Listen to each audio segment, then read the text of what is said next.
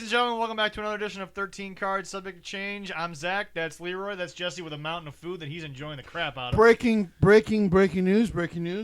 WWE once again did something better than AEW. Oh, wow. Doesn't that happen all the time? Well, Most of the time.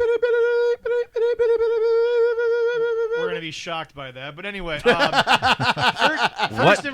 first and foremost, as we open the show, I would just like to say, if you look up class in the dictionary, it should just have a picture of William Regal because, ladies and gentlemen, WWE cut a few people from the backstage crew. They also signed someone to the backstage crew. We'll talk about that. That is true, yeah. It is also very cold winter here, so it's just dry out there. We don't have COVID. It's just very dry. Right. But anyway, basically, folks. I try to keep my place as moist as possible. Oh, you love that word, don't you? Moist. I'm not the one listening to the show. Anyway. Hey, wait a minute. I thought you do listen to I it. don't listen to 13 Cards. I do. Just because I'm on it doesn't mean I listen to it. I recheck up on myself. That's fair. Anyway, no, so to just kind of knock these out, Gabe Sapolsky is gone. I'm not really worried about that. I don't really know what Gabe was doing too much these days. Gabe was kind of a talent guy for them.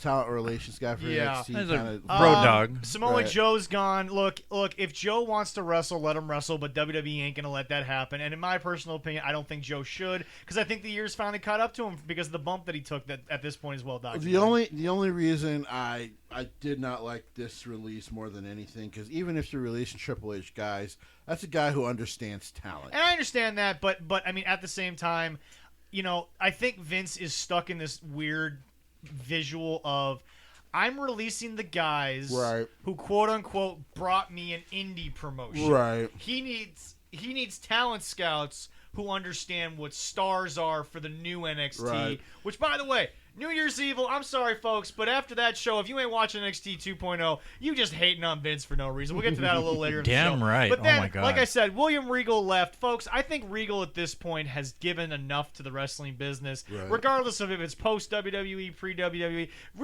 William Regal, again, like I said, class personified in saying, I will not, and yes, there was one letter mistake in there, but that was it. But it's like, he will not have a single bad word. It said work, but... I believe, if I read it right, it was 21 years with 21 WWE. years with just WWE. And, you know, the thing about it is that, folks, again, a guy who just went out there. Look, here's the deal. We knew what William Regal could be. And look, he had flashes of that in WWE. But Jesse, we got a topic here today that you're now seeing for the first time. Leroy doesn't know anything about it. I told him to put it on the list. It's called Greener on the Other Side. Mm-hmm. We'll get to that a little later. But a guy who just accepted that, okay, for 6 to 8 months I may have to do some stupid bullshit, but I'm going to get the chance to do what I love, and I'm going to get the chance to entertain these people. But William Regal said it. I don't know if he turned the comments off, but he basically said, save your slander. I will not have a bad word said about them. Right. Because William Regal, and like I said, folks, look, love them or hate them, whether they've got some usefulness left in them or not, you're releasing guys in their 50s half the time here with this round of releases. And like I said, nothing against Joe, but look, I think maybe Joe in his heart of hearts wants to go do something else, which is fine. There's no issue there.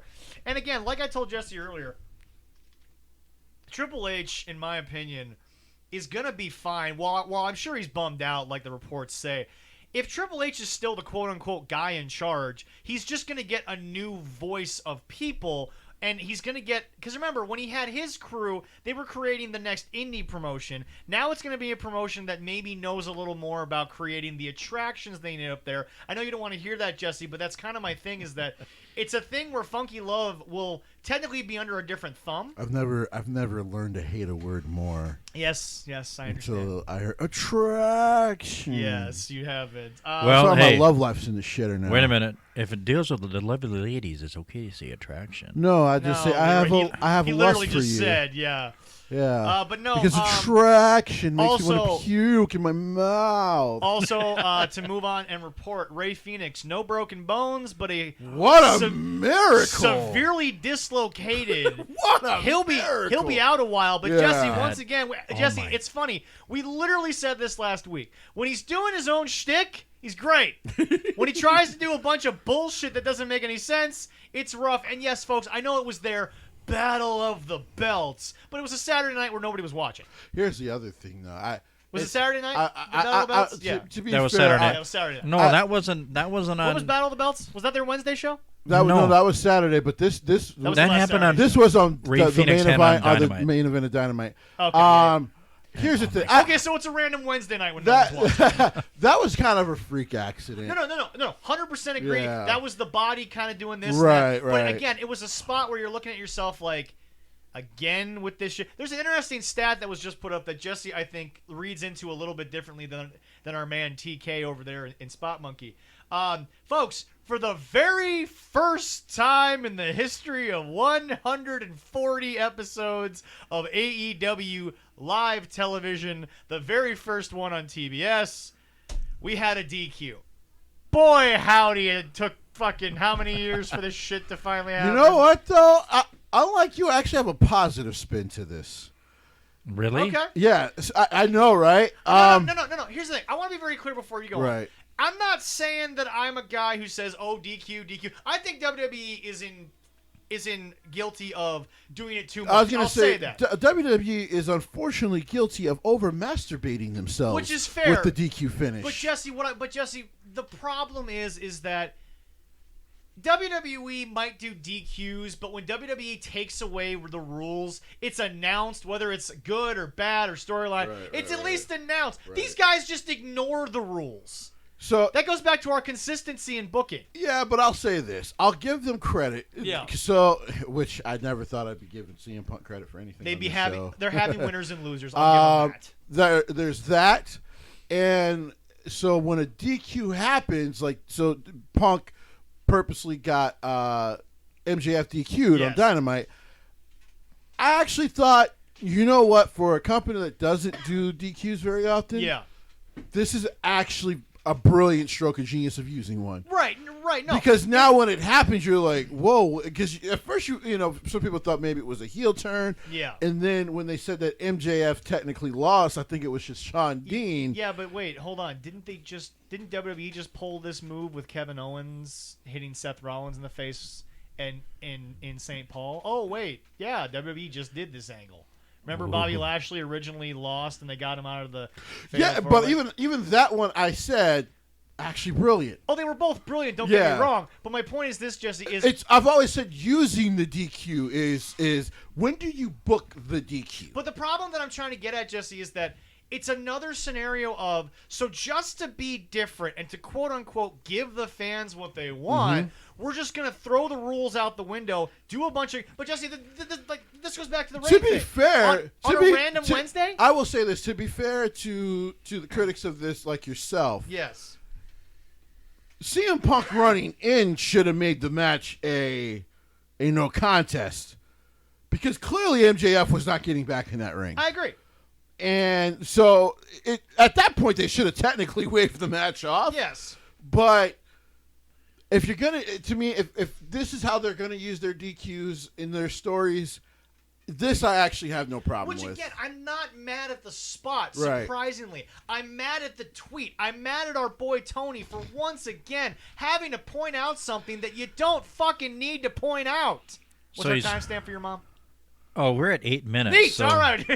So, in other words, Tony did watch 8 minutes of the did show. his favorite thing. Right. He did his favorite thing to do. He tweeted, pull his ass cheeks apart and put his head up there. Oh my God! I need you to say your saying before I go off on his tweets recently. Tony, go ahead. What, Leroy? Tony? Yeah, Tony. What? Shut the fuck up. All right, go ahead, Leroy. Or Jesse. I don't fucking get this guy, man. Thank you. I don't know either. I just. Dude, it was... Why did you need to tweet this? We saw it. Okay, Shawn Dean got a win over MJF technically. Awesome for the young guy you're trying to push. Yeah. No problem. You didn't need to tweet about it. No. We saw it. Yeah. We saw it, Tony. If the talent tweets about it, that's one thing. But hey. You are... But like Leroy said, you're so far up your own ass that you think you're untouchable. For God's sakes, the fact there isn't more blowback about you tweeting out, and Jesse, I'm sorry, I gotta say it because it's documented. The fact that you said Brown, I know. Come on, he's an idiot. Yeah. Okay. Should I start following him and slamming him on Twitter for fun? No, because guess what? then we're going to get attention for the wrong reasons, which is Okay. he's going to talk about us every single Wednesday night. Okay. I'd rather he not talk about us every Wednesday How night. about I just follow him on Twitter and point out everything that he does wrong? You know what, Might not be Leroy? the worst thing for I you. have no problem with this. We will discuss this in a business Yes, meeting. yes. Because In a think- business I meeting? think we need to come We're to gonna have a business three meeting? CEO conclusion on to have you follow him. So We can, yeah. like, I'm, And then- not, I'm but- not against it for ratings, don't get me wrong. because but the it's fact free is that- promotion for us when Yeah, you're going after him. Which But- is fair, but at the same time, Jesse, half our show is going to be each week talking about the DMs this idiot's going to send us. But Well, you know, we'll but you just- know the it'll fun be part in the about beginning that like is, this. Okay, all right, that's fair. if we have a meeting with this, exclusive executives, we actually sit in the same room, True. and we're not texting each other. True. Yeah, that's Yeah. fair. True. Yeah. That is very fair. The other thing that we have to discuss, God, he's an idiot. yeah, Or not just the Brown in the damn thing.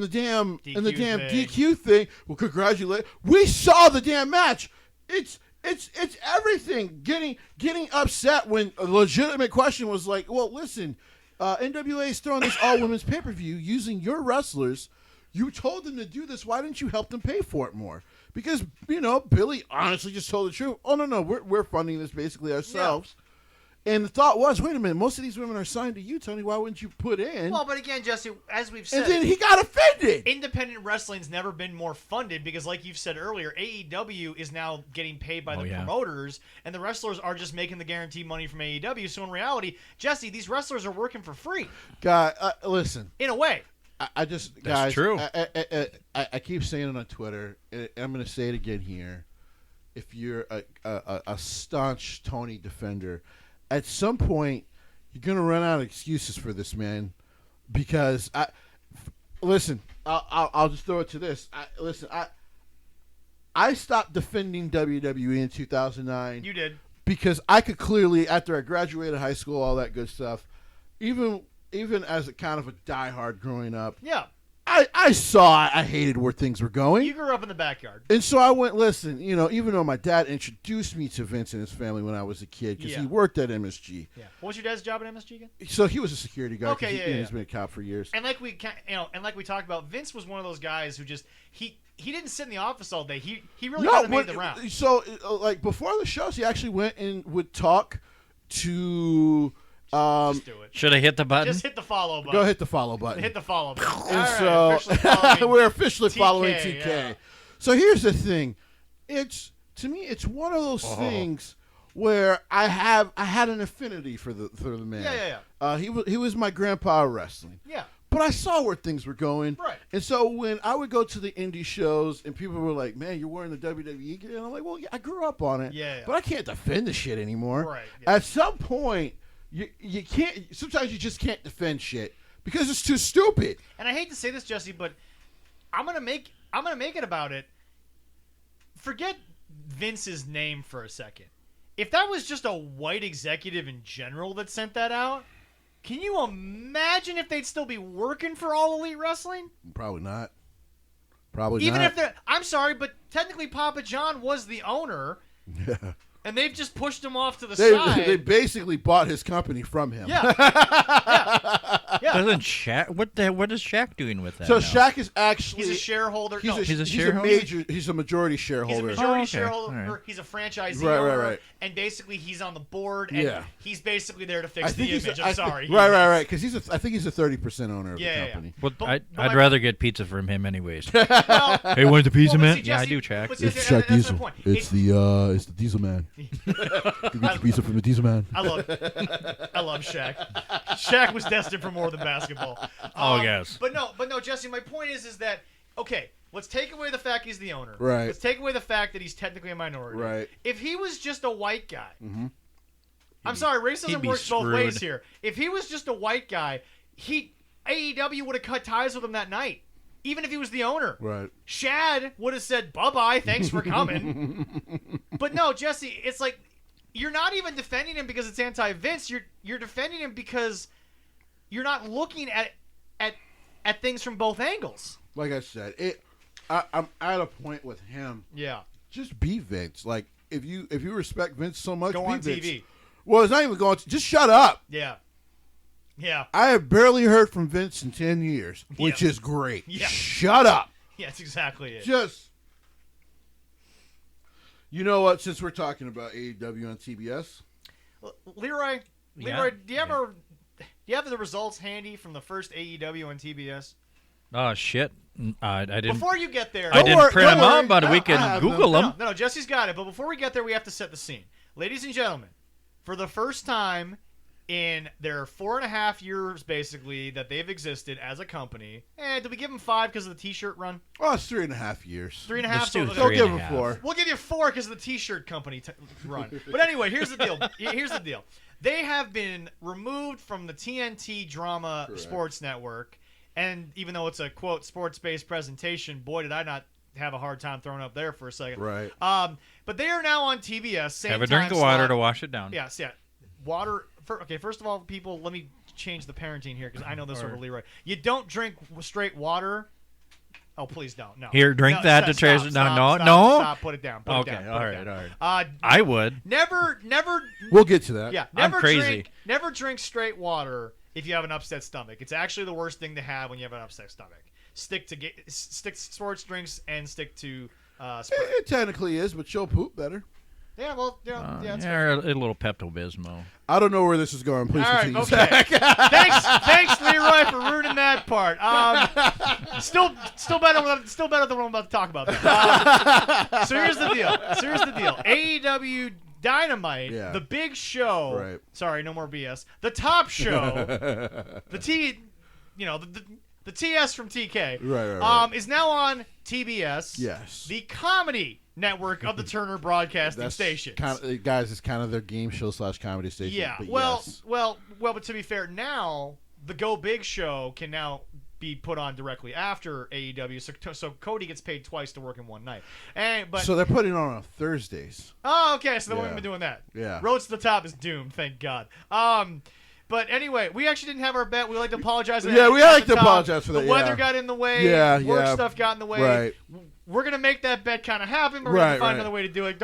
We got plenty of time before the season comes out. You know what? To be honest, I mean, we could always do it for the Royal Rumble. Eh. We got the Royal Rumble coming up. We'll work on that. We'll later. work on that. But anyway, Rampage is still on TNT Correct. for an hour on Fridays. Correct. Why I don't know, because you're never going to beat SmackDown's ratings. We'll go over that later. Right. So they go to TBS. Now, in fairness, TBS is on more basic cable Correct. TV platforms. It's more accessible. It's more accessible. That didn't mean shit because the ratings are out, and I believe it was just about 10,000 people over 1 million. So the final tally, I believe, yeah, so it was. 1.013. Okay. So 13, Yeah. 1,013,000. Yeah. But the fact of the matter is, folks, okay, when WWE changes networks, they at least put on a show of shows. When they first went to Fox, you had Brock, you had the red carpet. They made that look like a star-studded event. They signed Cain Velasquez to get beat by Brock. Yeah, it was still one of the worst decisions ever. Anyway, mostly by Kane, but he got paid for it. Right. I gotta give them good. I mean, they got $1 million for their first show. But the problem is that unfortunately, once it's again, going to go downhill from we've tried there. to explain this 1,000 times. I can't. You guys are capable of $1 million. You're not capable of it consistently unless you throw. And by the way, Tony's out there saying we got another new signee. I'm sorry, there's no one left. There's no one left. Killer Cross was not that big in the WWE. No one from the main roster. Here's the thing about the new signee thing. Yeah. Just shut up. This really just proves Swole's point. What did she say? She was basically saying what we've been saying, but in a very respectful way. Yeah. That the company's insanely top. It's insanely top heavy now. Yep. So it doesn't like new signee, and people are like, "Oh man, did they get Bray?" If he got Bray, then what? That's more people you're not featuring on television. Yep. So not to mention the fact, Jesse, Bray. God, I hope it wasn't Bray. Well. Okay. Here's the deal. It's a secret, which is weird because TNT doesn't like that. But maybe they don't care because it's TBS now. Yeah, it's fair. But my point is well, this. yeah. My point is this. They clearly don't care We're about going to get TBS. into the show because despite the rating, it was not your best work, boys. We're going to really talk about it. It was a half and half show. Well, it's interesting, Jesse, but a lot of people are actually talking about their last episode on TNT. You were very complimentary. Most of the internet thought it was a very weak show. Oh, wow.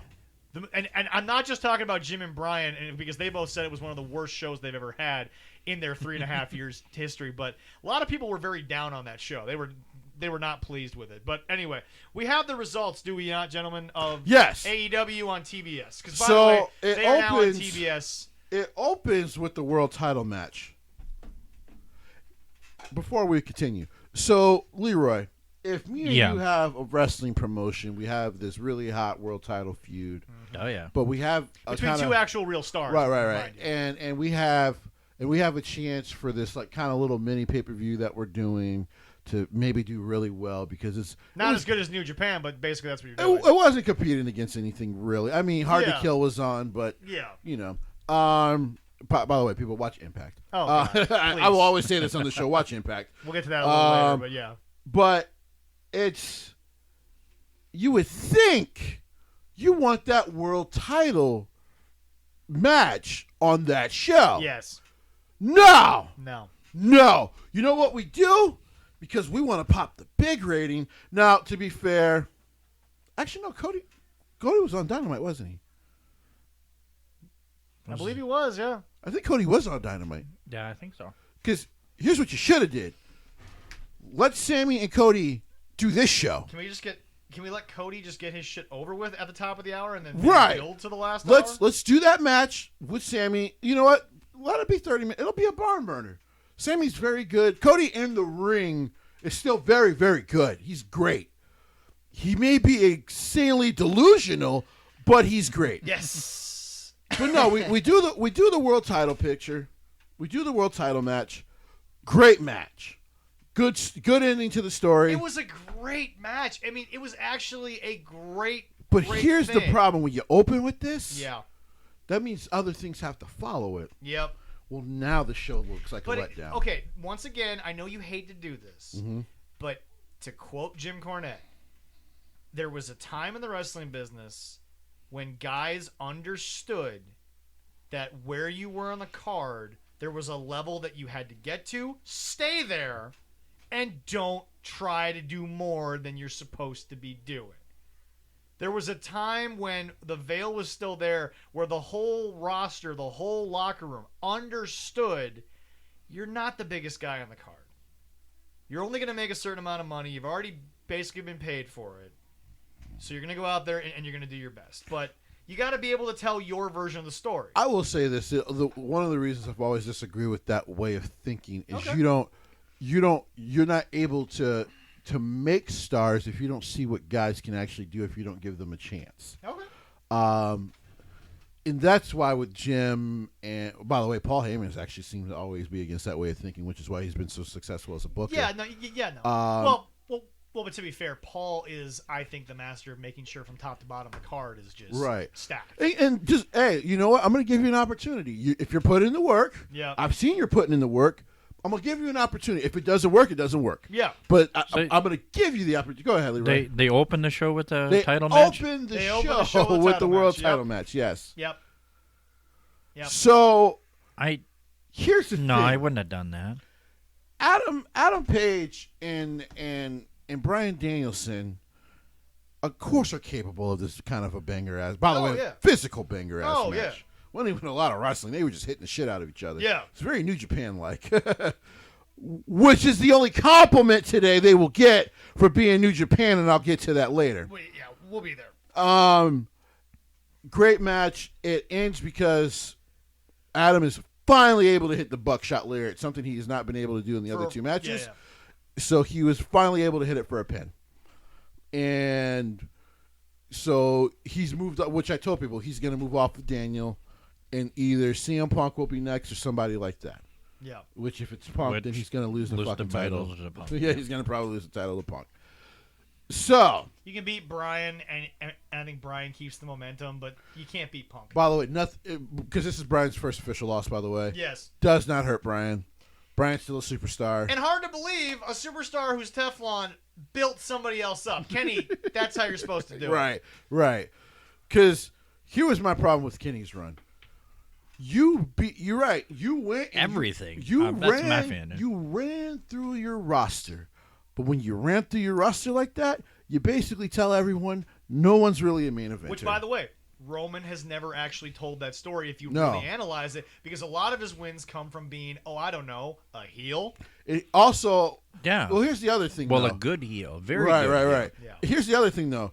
When the feud with Kevin Owens ended, yeah, Kevin didn't lose anything because twice Kevin got cheated. Yeah, and the other time when you get run over by a fucking golf cart, it's very hard to win that match. Yes, as we stated before, heel doing heel shit. That's why Bryan Danielson and Edge, with the Usos involved, it just wasn't enough. Yeah. No matter if it was 2 against 1, technically, well, now he's got the numbers 3 against 2. It's just not enough. Yeah. Okay? Yeah. And now and you've had the story with Finn. Hated how it turned out with the demon stuff. Agreed. But the whole story was supposed to be, it took an interaction from God to save Roman from Finn Balor and his cousins. Yes. Okay, so it hasn't hurt anyone. But it's been consistent. It hasn't hurt anyone. And like you've said on the show before, Finn is Teflon anywhere he goes. Right. He's built that respect with not just and that's the real story of Prince Devitt. He's built that rapport with New Japan. I'll say with this. The Indies, I can't believe I'm going to say this. Yeah. Chris Jericho did a better job as their first AEW World Champion. Oh, I think Jericho's world title run was actually very good. When I look back on it, he didn't actually hurt anybody in all of his wins. No. They looked good, but he's the legend. Yep. He found ways to get it done. Yeah. Because he's got 20-plus years experience against a lot of these having him as the first champion was a smart choice. It was just after that it kind of went to shit. It was after that he went. He decided. Hold on. Let me say this. Go ahead. He basically decided to go Antonio Brown, and we don't know what the hell's happening anymore. But for some reason, unlike the NFL, who hopefully will just be done with the man, right. Tony Khan's like, I'm gonna keep putting you on television. Which, by the way, they did this week, and boy, was it terrible. Yeah. Boy, was it bad. Is he reinventing himself again? No, but apparently now Sean Spears has just decided to wear a sport coat without a shirt. Don't know what that's about, but we'll get to it. Why are we talking? Sean Spears is a waste of time. Not according to AEW television. We shouldn't even waste our time speaking about Sean Spears. But so you get this. Well, he was in a match. That's all we got to say. I think it was a 35-minute match, with commercials, of course. Yeah. And Banger, Adam Page gets the win. Yeah. Here's the problem now. I believe the next match was here, let me go grab it. It was the MJF. Thank you. Yeah. This is that I'm trying to be New Japan bullshit that doesn't work. Actually, no, this isn't it. No, not yet. We're not there yet. This one I'm going to give him credit for, too. Hear me out. Okay. So we were just talking about the DQ. So MJF is supposed to wrestle Sean Spears, which you think, okay, technically Sean Spears is the jobber in the situation. He's just going to get beat quick. Sean Dean. Sorry, thank you. Sean. See, because you fucking put it out there, I know. I'm sorry. We should only talk about his fiance because she's the only one in that relationship that matters. As I was saying. All right. So Punk runs out, gets in the ring to fight MJF. Now, like I said, the criticism that I saw, and if anyone wants to get at this criticism, I'm 1,000% with you. Oh, by the way, another WWE mention in this promo, but it worked because it was an anti-Punk thing. True. Yeah. And I'm about to get to that. Yeah. Even though anytime they do this, it's just like, once again, it just... but now they've got MJF in on this shit, which is pissing me off because I'm like, you know what? You guys basically ignored him for a year. Keep doing that, please. So, here's the thing. So, Punk comes out. Yeah. MJF won't get back in the ring, so he hits Sean Dean with go to sleep. Gets MJF disqualified. So, in the record books, Sean Dean has officially beat MJF. Yes. Which is huge for his career. Yeah. Then they do the promo back and forth. Both guys are great promos. Okay? Oh yeah. They're phenomenal promos. Yep. Here's what I didn't like about this. Mm-hmm. Go and see if grass is greener on the other side.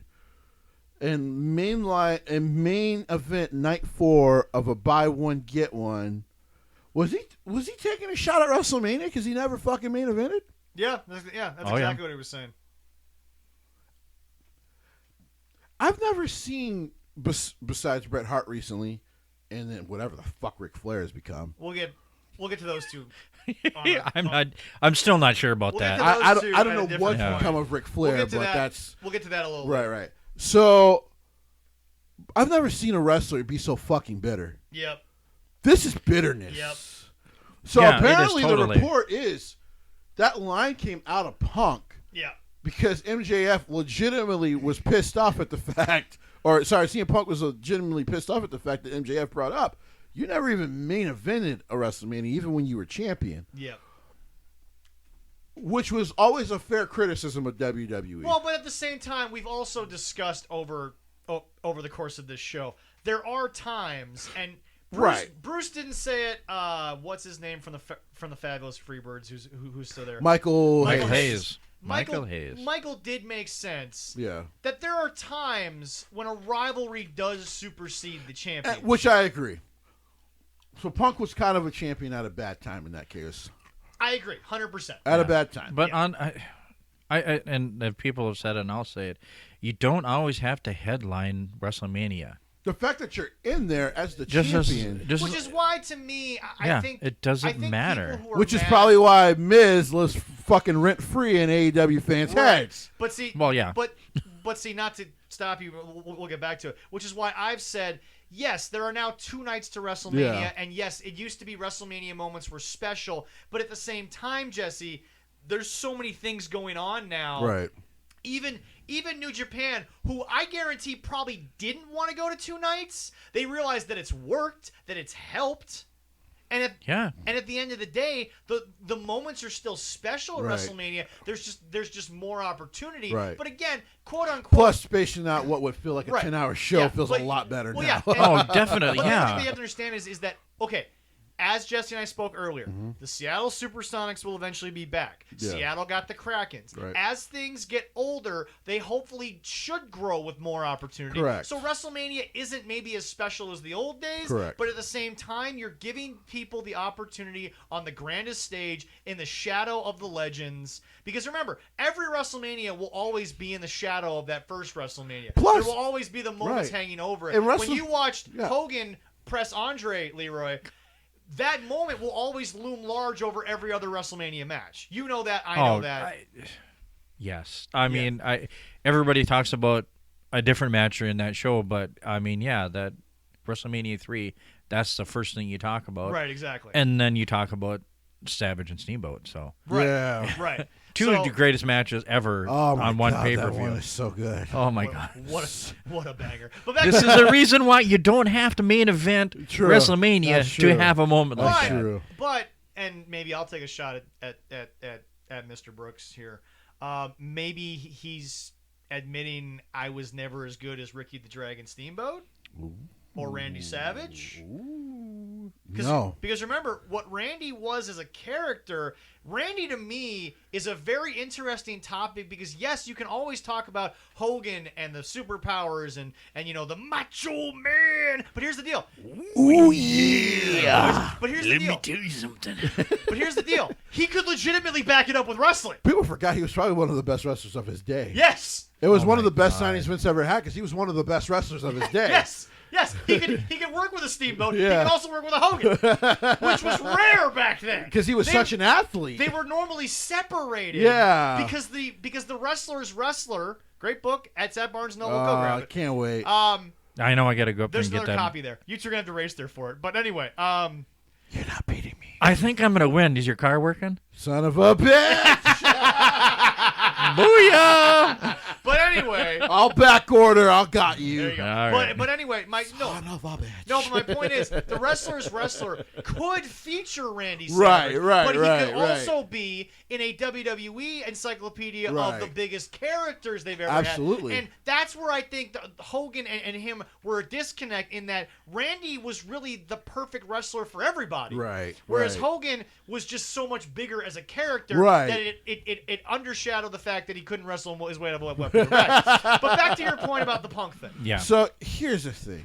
Like I said, maybe proving that you were never as big as Ricky the Dragon Steamboat, or Randy Savage. Clearly was not, by the way. But here's the thing. Like, he just sounds like a bitter old man. And to me, it's old now.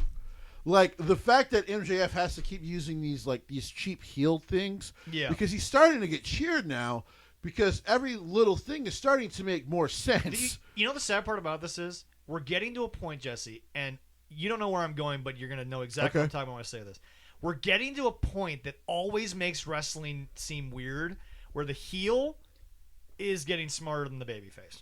Oh, I think we're very close with MJF and because CM remember, Punk. the heel is never supposed to be smarter than the babyface. Right. That's why they basically. Yeah. Because even if the heel cheats, the babyface is technically smarter. Right. But remember, when they jump in the ring when there's 6 guys, when John Cena used to jump in there, it's you push them far enough. Right. The babyface is still technically supposed to be the smarter wrestler. Right. But the heel has to cheat to get there. Right. But yeah, once in a while, if you piss a babyface off enough, that's when they get their sort of pump up moment type of deal. Right. But we're getting to a point where MJF is just getting to such an intellectual level that he's pissing off who's supposed to be one of the smartest faces in wrestling. I know. It's a damn shame is what it is. Yep. It's like but you predicted this from day one. Like I said, when you sign CM Punk, you don't just get the CM Punk problem, you get the Phil Brooks problem, you get the CM Punk fan problem. And you also get a level of a booking problem that's hard to deal with. Yeah. So, good job, AEW. Good luck. Speaking of booking problems, we'll get to that here in a little bit. By the way, according to BleacherReport.com, we like to give their grades sometimes when we look at the results. Jesse, the championship match, A+. I think we all agree on that. Yeah, I saw that. Yeah. The situation involving Dean, Punk, and MJF was given a B+. But like you said, they can both kind of talk. Right. But it brings it down with the old man shit. Right. Now we get to their first C of the night, so literally they're just going in order. Chris Jericho spoke, and Wardlow destroyed another. Who cares? Isn't he supposed to do that? Yeah, but remember, Wardlow is still in the Pinnacle, and the Pinnacle still exists. Here's what I have to say. Number one, the Chris Jericho promo I had no problem with completely because he's a babyface now. It is technically his first time since 99, which, by the way, Chris, remember, you were like, oh, fuck, I see where WCW is going. I'm getting the fuck out of here, which was the best movie made in his career. Yep. And, of course, ended up becoming an even greater legend going to WWE. I think people have to understand, the version of Chris Jericho that still existed back then, think about where his career went. He debuted with The Rock. There's a moment right there. Right. He debuts with The Rock. He was the first undisputed champion who beat The Rock and Stone Cold the same night. Which, again, Jesse, regardless of if it's, again, a predetermined sport, very few people can say that they did that. He's the other one. Yeah, that's what I'm saying. He's the only one. Few people beat either one of those guys. You beat them both in the same night. Right. Took 2 of the biggest belts in the history of the business. Whether you were transitional or not, you still did that. Right. I'm fine if you want to trade off that for the next 30 years. It is right here. The replica's right there. Yeah. I'm fine if you want to trade off that for 30 years because, again, you're the only one that ever did that. Right. But, yeah, no, this was one of Chris's, I would say, better moments. Not that he's had a lot of great ones since he lost the championship. He hasn't had a lot of good ones since the pandemic started, to be honest. But then once again, why is the chairman even still here? Why does Wardlow need muscle? That's what I don't understand. So here's the story. Why is Wardlow needing a backup? Here's the story with That's Wardlow. True. And the problem with this story is I've seen it told better. But it's a story as old as wrestling itself. Yeah. It's the big muscle guy who technically has been bought, a while ago by the rich, snobby technical heel. Yeah. And he's basically his big muscle. But now the big muscle is realizing, I don't fucking technically really need this fucking guy. No. Like, when he's not around, I'm killing dudes in this ring. Yeah. People really like me. Because think about it, like, in the ring, he's a babyface. Yeah. So while Shawn Spears might get involved, in the ring, when people tell him to do shit, he does it. Yeah. So in the ring, Wardlow's a babyface. And this is actually not Wardlow's fault at all, of the booking of this and why I don't like it. It's because... Oh, when Shawn Spears is involved, you'll blame Shawn for breathing before you blame anybody else for anything wrong. Here's what... Well, I'll blame him for breathing on other days. But here's why I'm blaming him for this not working. Yeah. It's too much. Yep. It's too much. Yep. the reason why the whole 10 thing and the whole, the positive side of the inspiration wrestler compared to Bo Dallas worked in NXT. Yeah. And I thought could have worked on the main roster. It is what it is. It didn't. Yeah. But listen, I come out here, I'm going to give it my best. I throw the 10 in the air to inspire people. Hey, you just give it 10, and even if you lose, no one can say you didn't give it your best. Right. Not a problem. No. Because here's my biggest problem with Shawn Spears isn't in the ring, because he's one of the best wrestlers in the world. Yeah. My problem is you left because you said from your own fucking words, from your school, when you signed your AEW contract, listen, I just didn't think I was given the opportunities I deserved. And, I get to go work with a friend, and they kind of see my potential as a top heel in this business. Yes, I says top heel. Yeah. By the way, those weren't directly his words, but basically his words. Yes. And I can see myself on a level that WWE didn't give me a chance to go explore, because he realized maybe the whole 10 thing had a shelf life. Which, by the way, Tony Khan, once again, when you say a statement that is technically just a proven fact, it's okay. Right. No one's going to fucking get pissed at it. No, that's when you get into your other bullshit. Yeah, we're going to... So... Oh, no. Tony's bullshit came back to bite him in the next segment, which we'll get to in a second. So... This was given a C, by the way. I know. They did not enjoy this segment with Wardlow. So you have him hit the guy. So Wardlow gets in the ring during his entrance. The guy slides out, because this is what jobbers do when they're in the ring with the big monster. You slide out, you're like, oh man, I don't really want to face this big motherfucker. The camera work is bad here, because we didn't see what happened. Wardlow's eyes are telling us what happened, because Wardlow's looking at the ref but he's looking at him like, what the fuck is going on? Because Shawn Spears just starts beating the guy down. By the way, once again, AEW making sure the refs don't matter. Yeah. Refs just... They're useless. Unless they're counting to 3. They don't matter. So let me get this straight. Wardlow is staring at it. The referee's not stopping. Never turned around. Well, no, not only that, but it's not like Wardlow was doing something to distract the referee. The referee literally just didn't look because he was told in the back, don't watch what's happening. That's all this was. Something's going to happen back here. Just stand there and look at the wrestler and just leave it go. Stare at the wrestler who's watching the moment. But just ignore that you exist, apparently. And then, to give Wardlow credit, because he tried to save this. Yeah. Was, at first, he was going to walk out the ring. Yep. But then the crowd asked him to hit power bombs. So that's been the gimmick is. Yeah. Every time he hits a power bomb, because it looks so damn damaging. Which, by the way, I don't know if it was Jim Cornette who actually gave him credit. It looks devastating, but you could tell it's one of the safest power bombs you're going to take. Yeah. Because he almost lays you down Pretty with much, it. Yeah. So it's a very safe power bomb to take. It just looks horrible. So it's not like Kevin's jackknife, which is just good luck to the dude I'm dropping. It was like he didn't give a shit. Good luck to you. Yeah. If you land on your neck, bro, that's you. I got pain. I don't care. Basically what it was. Like, I don't give a shit. I'm big sexy. As great as it looked on television, when you actually get into the business, you're like, that is not a safe way to have something like that. I'm sure there were wrestlers who were like, I'm not working with Kevin Nash. I'm not taking that fucking move. Yeah. No way. Big boot me. Yeah, maybe I'll look weaker, but at least I ain't going to die. Right. I'll sell a big boot for a 3. Fuck, I'm not taking that jackknife. You're out of your mind. Yeah, no. Looking at this night, I would have really changed the order of matches. Oh, even Bleacher Report says right here, Jesse, the analysis was, while the Wardlow stuff was fun, why was it on directly after the Punk announcement? It made no sense. Yeah, no, I totally would have changed. And now we go to a section. Tony, you got exposed by Big Swole, and I don't know if you pivoted, but like we said, this is the match. I will say this. I think this was always their plan. Which is fair. But here's the deal. I do Tony, agree with that. Yes, Tony, I do. The internet caught wind of this and made it big. We said it first, though. You booked yourself into a corner that WWE did.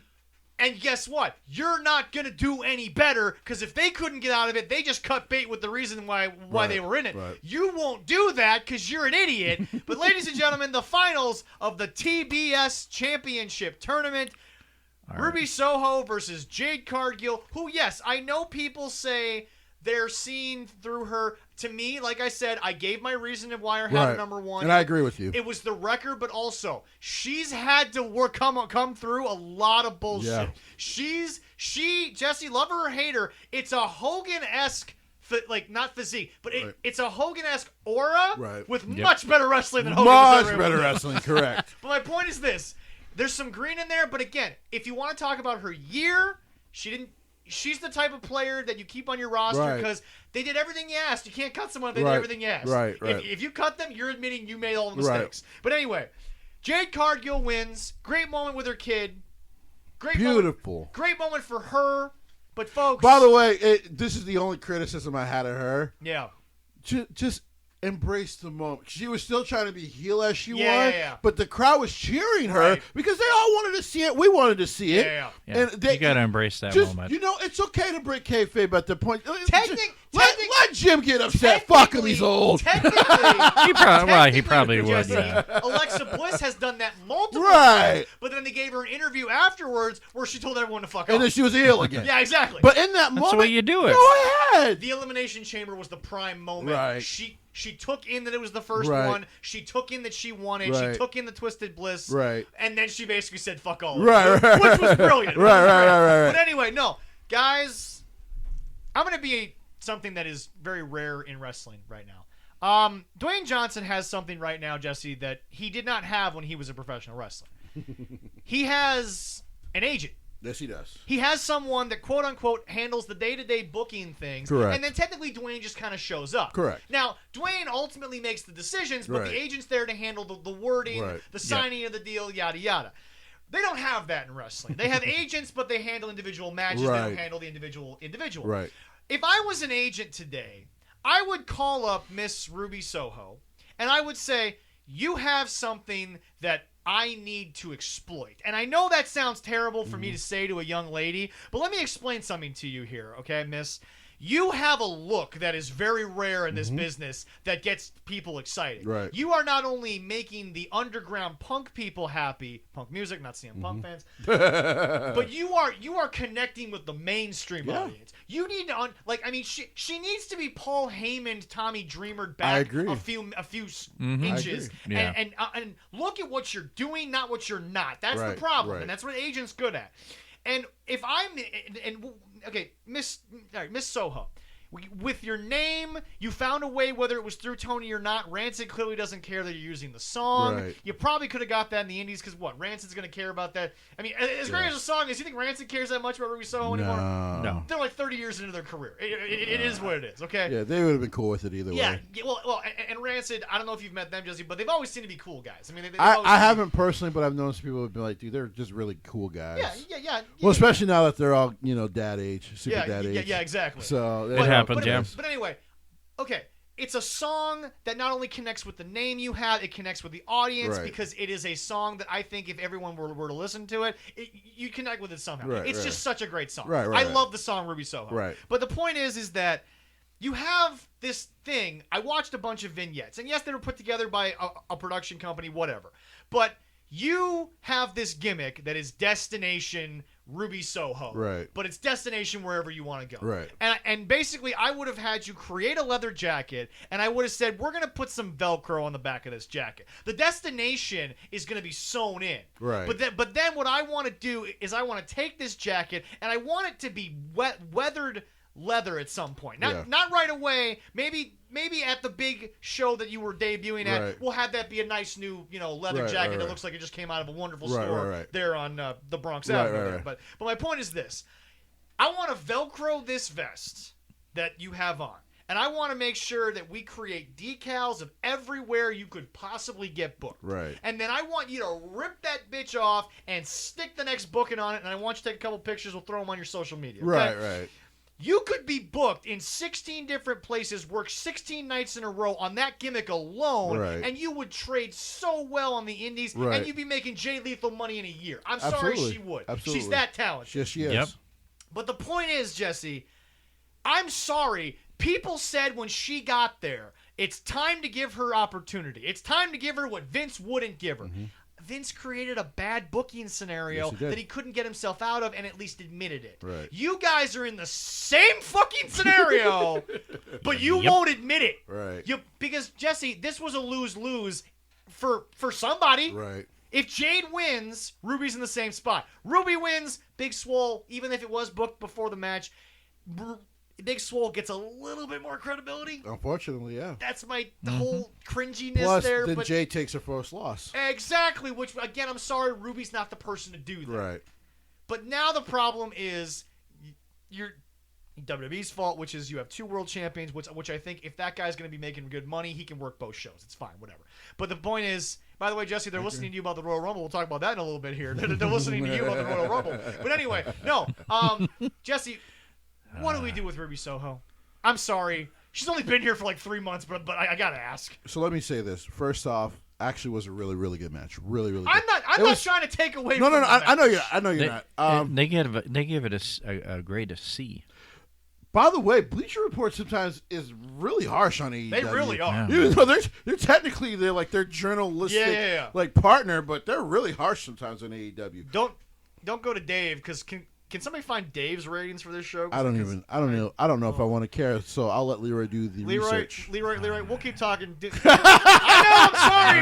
All right. Hey man, you don't have to review the Cody show. One of us will have to do that. Exactly. This is not that You're bad. getting off of that. Oi! Here's the thing, man. So And Jade will probably be on there after this match. Right. I guarantee Brandy was there to steal the spotlight backstage. don't even get me started. Anyway, so here's the thing. Yeah. Match to the side. I think the right winner. Yes, I agree. To me, you booked this whole thing fucked up. Let me explain. Okay. So you should have had them in different brackets. Oh, easily. That way it would have been her against Thunder Rosa. Yep. This is where you do the Mercedes Martinez debut. Which, by the way, Jesse, I went back and watched it a second, third, and fourth time. You're right. That crowd had no idea. They did. It's almost they didn't care. Yeah. And so They didn't give a shit. Like this is one of the most underrated pure wrestlers on the planet, and she has been for 20 years. And like their crowd didn't care. No. At least WWE fans always gave her like love. Yeah. Anyway, and so that way, even if you like you did with Thunder Rosa, you give Thunder an out. Yep. Jade still gets the win, still stays undefeated, gets the title. Yeah. And now you've also started that's the this problem. feud. I actually think that when they built this bracket, they literally just threw darts at a board. At least when Vince creates a bracket, you can look at his bracket and be like, okay, this is the story they're trying to build. Yeah. This is the matchup they want. You pretty much know who's going to come out of a bracket. If anything, this is where you let. I think this is where you could have put Ty Conti in 2 programs. Oh yeah, because at least then, if Conti loses to her, you lose nothing because you built that star. Regardless of why, and you can call it bad or not, if Ty Conti was getting this much press in her personal life, Vince would push her to something. You're doing nothing with this girl, and she's one of the hottest.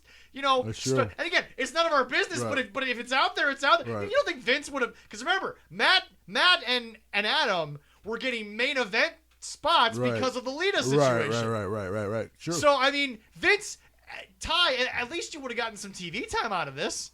Yeah. I just like I said, right winner. Yep. As far as Ruby Soho's concerned, what sucks is Britt Baker point is now even more made when she comes up. By the way, once again, you're right. Heels aren't supposed to be making the good points. Yeah. But when she comes up to her and go, oh, what is this? Once again, you lose a title match. You lose an opportunity. Yep. And then she said, is that just, this is all you are, right? You just, you get to a big match and you just can't get it done. And the sad part about it is, Jesse, you and I both know one thing. WWE might have written that story for a year and a half. Right. She would have gotten to the top at some point. Right. Here, I never know if Ruby Soho is going to make it out of the doghouse. Because she's in a doghouse that she didn't deserve to be in. It hurts me. I'm sorry. It does. I don't understand. You get Ruby Soho. You literally have an opportunity because you are uncertain because you had no choice but to put the title on Britt Baker because she made herself into a star. Yes. But you get Ruby Soho, and you get an opportunity to very much so Bryan Danielson this thing, and you can't do it.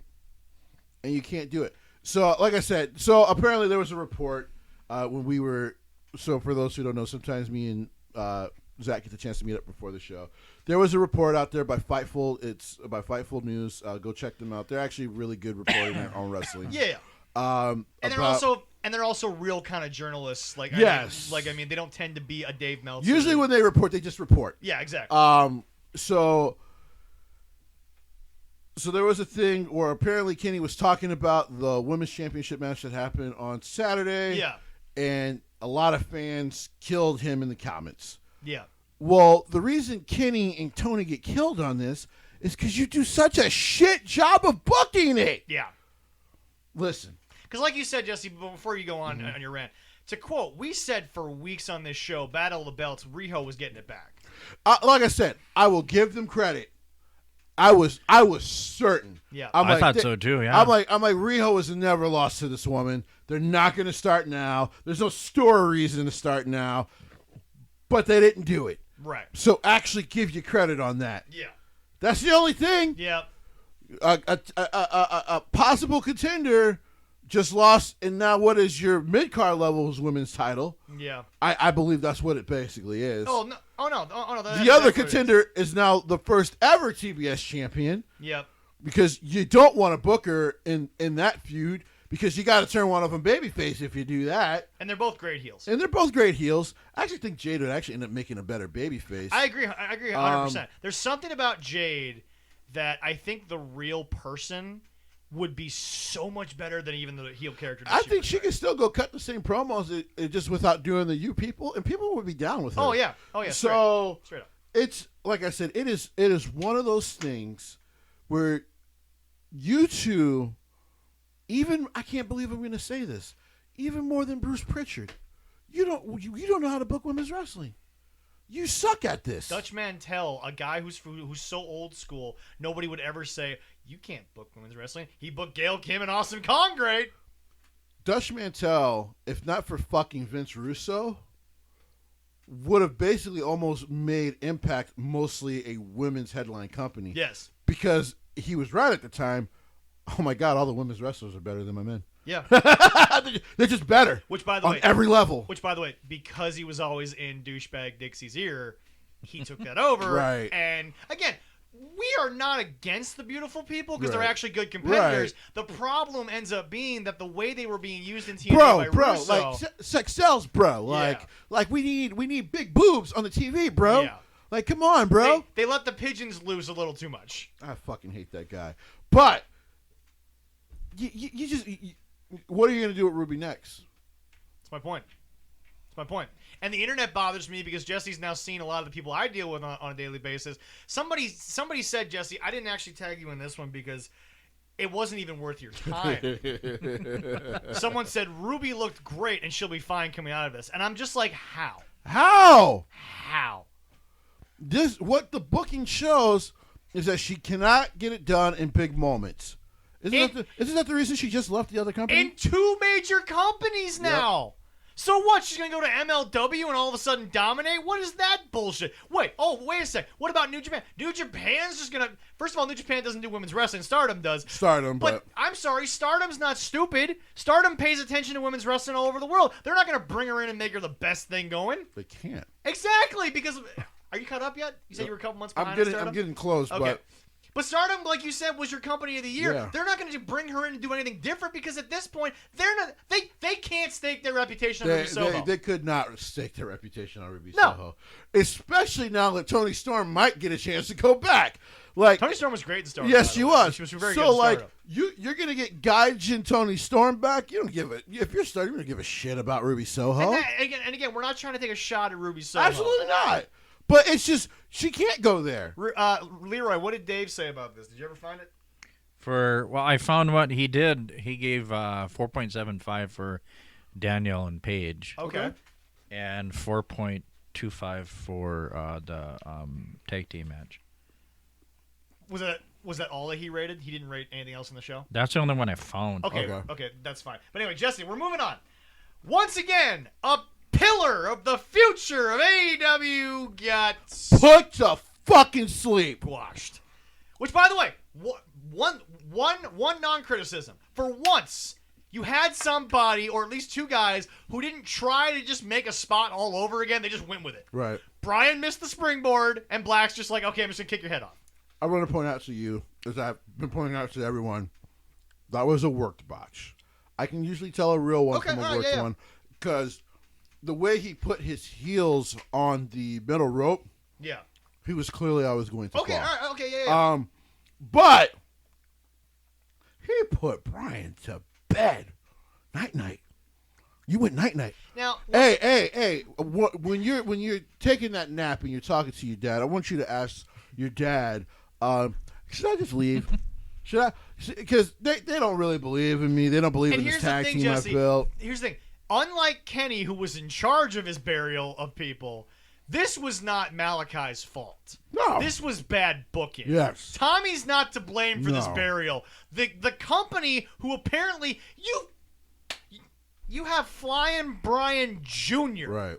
He's with you. He wants to work with you. He wants to be built here. His dad is arguably one of the most famous names in wrestling, for better or for worse, Jesse, he is. Yeah. And by the way, once again, the talent kind of backed it up. The talent more than backed it up with him. Flying Brian was great. Unfortunately, out the ring stuff is kind of what ended up derailing him. Exactly. But my point is, Jesse, I mean, even if it's a terrible business tactic and it's an evil, cackling man, Vince would take Brian Pillman Jr. if it was Brian Pillman Jr. and just say, screw it, I'm going to make money off this kid. I'm going to push him to the damn moon for something. I would beat up Stone Cold. Yeah. Something his dad always wanted to do. Yeah. I'm going to have him beat. See, he probably would have did a thing where he's like, you're going to go beat up Stone Cold. Yeah. Like, wait, what? Yeah, when he comes out and he's doing the what stuff, you're going to go out there, you're just going to whoop his ass.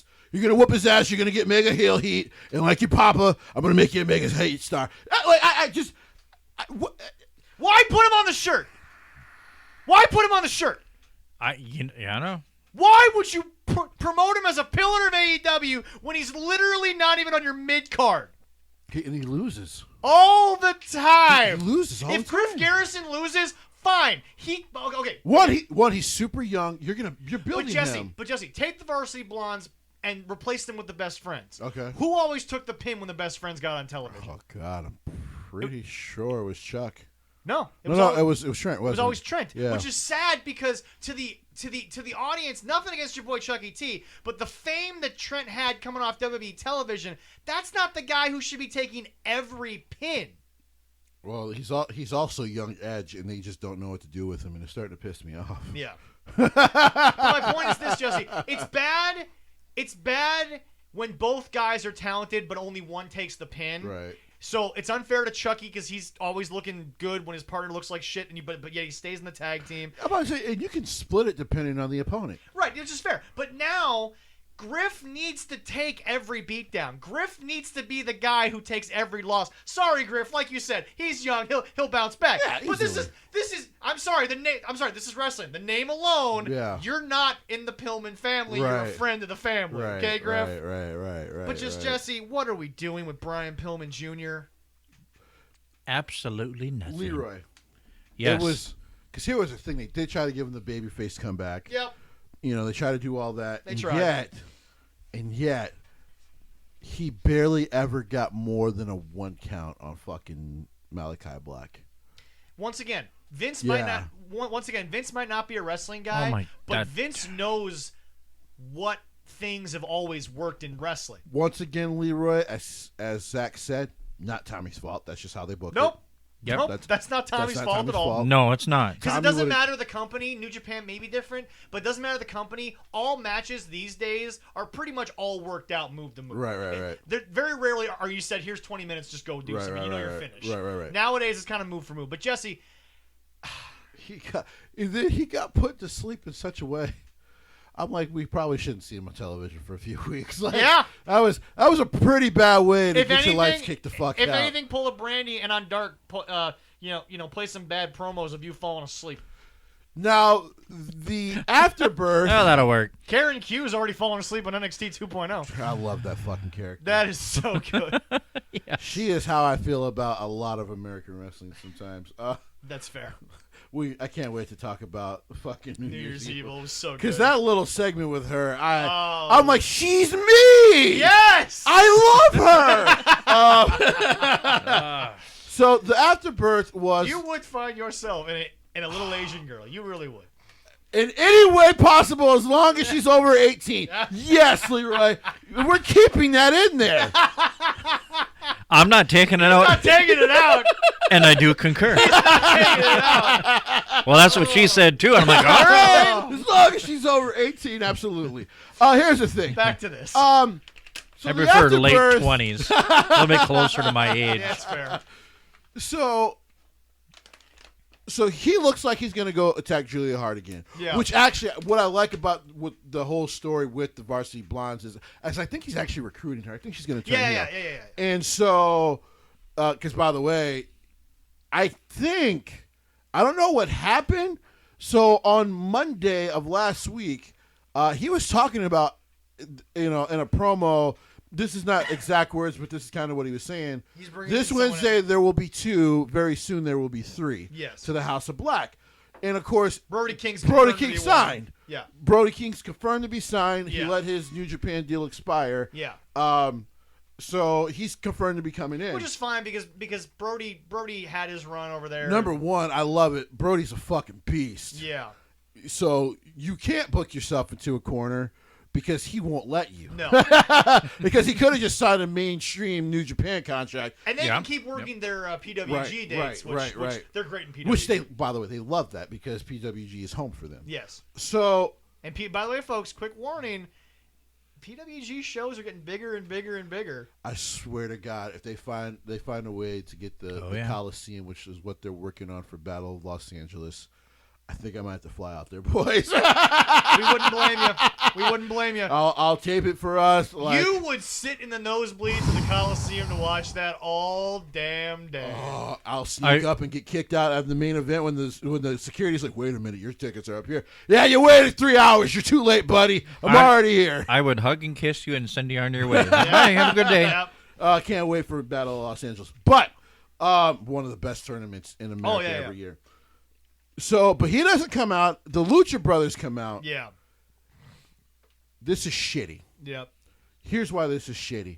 Because their tag match was next. Yep. Why did you even send them out there? You could have sent 2 randos out there to go help her.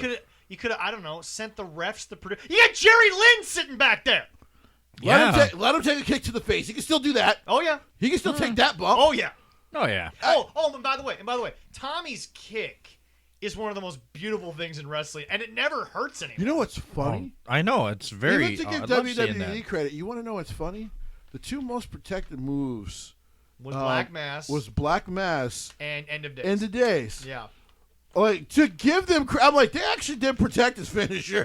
Yeah. Like, you got hit with it. It was night-night. Yep. Like, you lost. Oh, yeah. Nobody kicked out of Black Mass. No one kicked out of Black Mass, and I always love that. But here's the thing, man. It just... So you have the Lucha Brothers come out to attempt to help. The lights go out, so, that crowd's going nuts thinking, oh, shit, when it pops back on, we're going to see Big Brody King. No, they just switch places. But it didn't make sense because then they go to commercial, they come back, they do some stuff backstage, and that means they sent the Lucha Brothers back to the back to come back out for their entrance. And they had, Yeah. I've seen WWE do some shitty stuff in my day. This is horrible. Yeah. Like when they came back out, I'm like, wait a minute, why did you just stay out there at that point? Yeah. If Julia was taken care of by medical personnel or was taken care of by producers, Black was gone, why did you have to walk her to the back? As Zach just said, the refs are there! Just send the refs! Let the refs go get Black out of there. Or Jerry, or Dustin, or Billy, or any of your 180 wrestlers who currently are not working that show. Listen, as frustrated as people seem to get about WWE, here's the main point of all of it. This is not hard to do. No, it's really not. This is but it's also common sense. I have seen indie bookers do this so easily. Well, Leroy, don't forget, there was that run-in at the poorhouse. Yeah. Remember when they ran in from the upstairs? Yeah. From the poorhouse, they basically just said, "Okay, you literally hadn't seen these 3 guys that ran in right for the majority of the show, and then Ryan Cruz was getting beaten up. Funny Funny Bone helped him out. Right.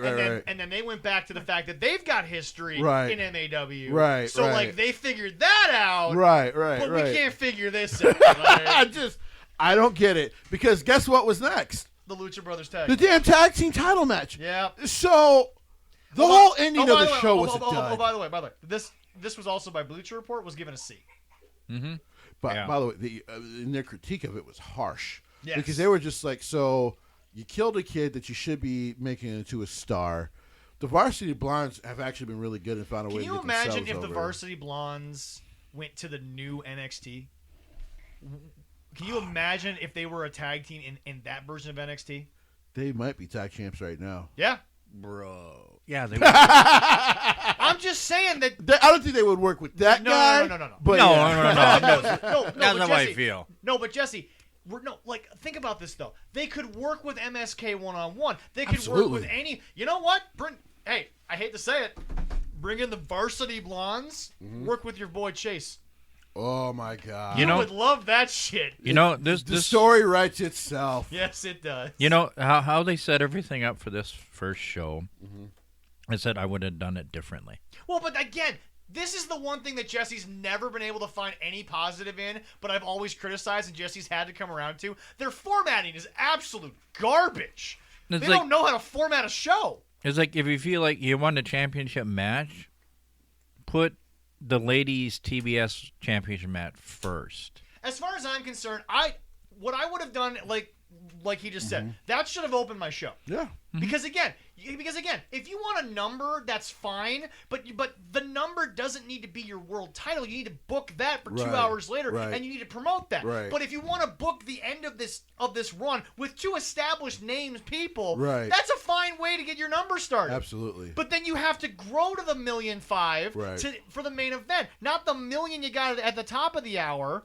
That stuck around. Because again, it's still it's still a fucking Wednesday. Right. So yeah, you could do the women's title match start. You can do the MJF and Punk after that. No. MJ and Punk should have been second hour. The second hour, you think? Easy, all day. I'll do the Wardlow squish right after in the beginning. I would have been fine with that being segment number 2. Yeah. Because then you get it out of the way. It's gone. It's done. Because then you can do the Jericho segment later, and you now it makes more sense. And you, quote, don't have to wait that long to see Sean Spears, according to Jesse. But anyway. Get him out the way immediately. But yeah, in the last hour, in the last hour. Now we go to the scariest moment of the night. Yeah. This match. It made me. Right. I had to watch that a couple times to watch it. Going, oh my God, did he just destroy his arm? Right. I'm like, I mean, technically he did. So, it's just not as bad as it could have been. I thought it was like blah, blah, blah, crappie flopping arm, and Your arm's not supposed to bend like that, folks. I saw it a couple times. I'm like, oh no, it's not broke. So it don't look like it. When I was watching live, before they even did the replays, I literally went, oh fuck! I think he broke it. Like, Also, can we talk about this? Can we talk about this for a second? Why in the hell can they not get one motherfucking thing right when it comes to the toys? You don't have to cut the damn thing, but take the band off the table. Oh. Yeah. It's so hard to watch because you know something's gonna happen. Right. Hardcore Holly. End of story. Right. That was. Oh. I don't know about that. It was a big ass gash in the back of his back. That was by the way, Bob didn't care about number one. Right. But just Jesse. Scar's still there. Jesse, it's these little things where you're like, you're just giving your wrestlers so much danger. You can't be this stupid.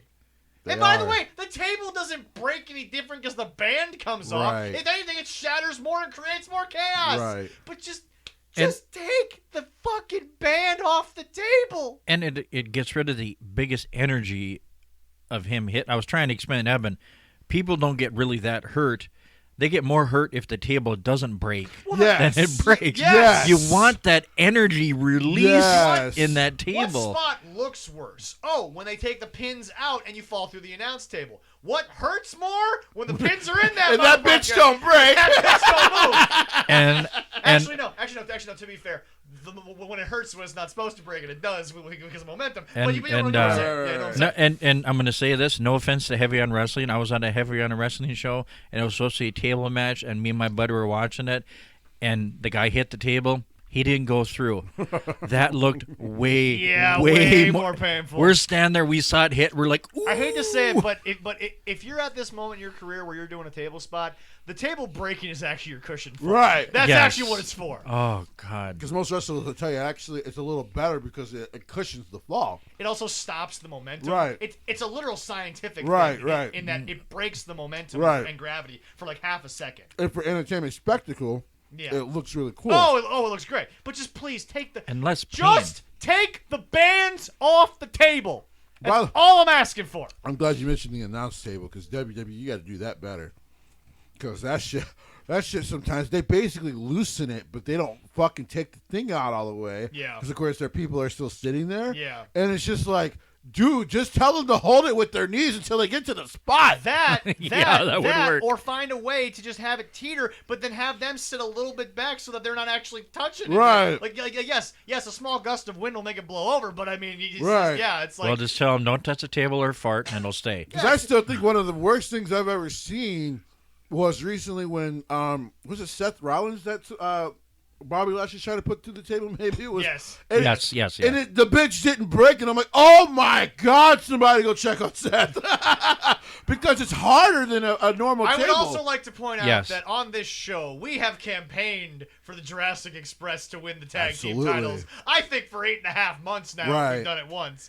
But my God, Jesse. Finally! It has happened. But Jesse, is this not 6 months too late? For another pillar, by the way. For another pillar of AEW. Pretty close. It's pretty close. Oh. Listen. How long do they hold it? Oh, man. We're not. No. But no. Before we get to that, we got to talk about the thing that, once again, everyone seems to forget, but I'll never forget. This reeks of Young Buck and Tony Khan's ear. I'm sorry, it does. Because, Jesse, the Lucha Brothers, we just called them the best tag team of the year. They were having a great run, and the Bucks, I guarantee, were like, it's a little better than our reign, isn't it? I could say that about everybody. A little better than our reign, isn't it? And we're both out with COVID. We can't be there to be a part of it. We can't steal the spotlight. Tony, book it. Jurassic Express. Who, by the way, it seems like Dwarf Dongsucker's contract is just going to run out. They're going to. So the report.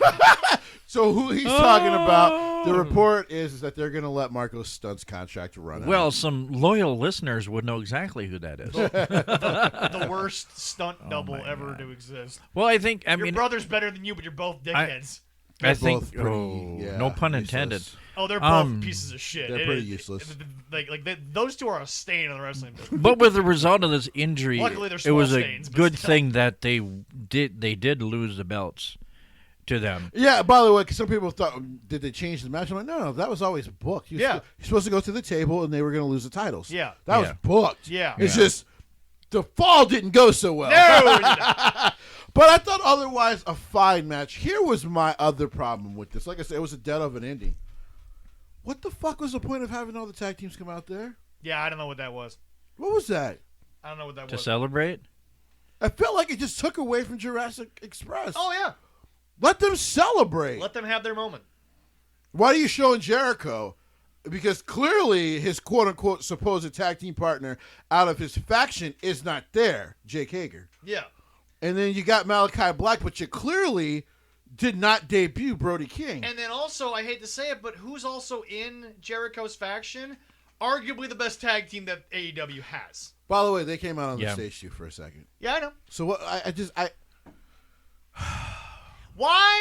Why do we have to be so wrestler friendly that we show backstage moments on stage? This was a 2.75 show. No one can convince me otherwise. Okay, this is like with the great. with the rating. They gave this a B+. They gave this a B+. If not, you know what? Then I'll be a little kinder. I'll give it a B-, which is the 2.75. Yeah. Because if not for the TBS Championship, and if not for the Men's Championship match, this was a shit show. Yep. This was an absolute shit show. Yeah. No Miro this week, by the way. That's funny. He's Is he injured or something? No, right no. now? Well, no. Oh, and our boy Kim Sabian showed up. Yeah, he was in the crowd with the box over his head. No, Leroy. It's been confirmed. Miro is stuck in that weird land that Jim Carrey's Eggman is stuck in before Sonic 2 comes out. Oh, because apparently it's just him and the sun, and that's it. And Miro is not getting any tanner or any more leathery. I don't know why, because apparently it's just him, the sun, and he's trying to speak to God. That's all I know from Miro right now. God ain't looking for you, Miro, I promise. That ain't God you're trying to talk to, son. Maybe he needs a little. But now we get to Jesse. So apparently we tried to sell an actual sports angle in a sports entertainment show. We had the interim TNT championship, which just went back to the same guy who just fucking lost it. This was fucking dumb. On the bright side, Jesse's wrong from last week, though. Jesse, we now officially have a 2-time TNT champion. Another one. So what the hell does this mean? Also, quick question. Why? Quick question. Why? How come when Cody's not around? First of all, when Cody's not around, Brandy pulls out the one promo that she was ever known for. She pulls it out once a year, apparently. I'm sorry, it was the same promo she gave to Jade Cargill when Jade first debuted that she gave to Dan Lambert. But anyway, why exactly does Dustin? Why is Dustin doing everything for the Rhodes family, but Cody's not around? Why? What is the point? You can't have the Gun Club do something. Apparently they were involved. You can't have QT. Clearly we know based on the reality show they're friends. Why is Dustin lowering himself to handling the entire Rhodes family? Go ahead, Leroy. What I see when I saw this, I was going, "What the hell? They could have done something a lot different." Well, the UFC's been having to do a lot of interim things due to COVID or other things. But again, Jesse, real sport, not scripted. So this technically makes them 2 champions. Yes. So now they have to do another head-to-head. So they have to do another championship match, which we already saw Cody beat Sammy. So Cody's probably just going to beat Sammy again. Which means what you could have did is you have his brother represent you as the champion, and then have your brother beat him, and so he's still the champion without having to have wrestled. Yeah. Actually, we've seen wrestling do this before. Yes. But Jesse, wait, that's a heel move. Oh my God, it would be a heel move. No one fucking likes Cody anyway. I know. So who cares? Who cares? His personality is heel. He might be selling babyface, but no one's buying, so he's clearly a heel. Yeah. This one almost gave me ulcers, Leroy. This was bad. I'm not as old as you, and yet I felt like maybe I should go see a chiropractor and get a walker because if you're as old I as couldn't Leroy, believe. Well, hold on a second. If you're as old as Leroy, to find his doctor, you got to get a Ouija board. Anyway. Yeah, because I was so thankful. As some people found out. Hey, Miro's back. It was my birthday on Wednesday, and then somebody put up how wonderful I was, and it's like, oh, wait a minute, we believe he's 9,000 years old. Oh, that was all Zach. I said we think. That was all Zach, of course. I'm aware that was all me. I take credit for that all day. that is his MCU storyline for you, sir. Yeah. And somebody looked at it and go, really? I can't do much with Jesse because the Black Panther thing's just I have to wait in the second movie. I mean, listen, they're killing that on their own right now. That's in the fair. MCU. Yeah. So here's the thing. You got nothing. That's this about is fucking dumb. This is just fucking dumb. Yeah. If Cody tested positive for COVID, okay, it happened. You couldn't just do a Roman Reigns thing where you say, hey? Which is exactly off camera what me and Leroy were talking about. Yeah. They should have done that. You'd be like, fuck it, we can't have this match. Let's replace it with something. So wait a second. Wait a second. WWE's the sloppy shop. Also, sports-based, right? You know what the NFL did? They moved the games. Just move the damn match. Move it to Rampage. Cody, as long as there's no symptoms, can technically test out by Friday. Right. He had 48 hours to get a negative test. 5 days. Yeah. No, it's 5 days. I think it's 2 if you're vaxxed and boosted. Yeah. 5. Oh, is it 5? Yeah, okay. yeah, it's 5. But all I'm saying is that technically, as long as you pass 2 tests within 48 hours and they're both negative, you're fine. Okay. Yeah, you do that, yeah. Yeah, but my point is this. Guys, why? What?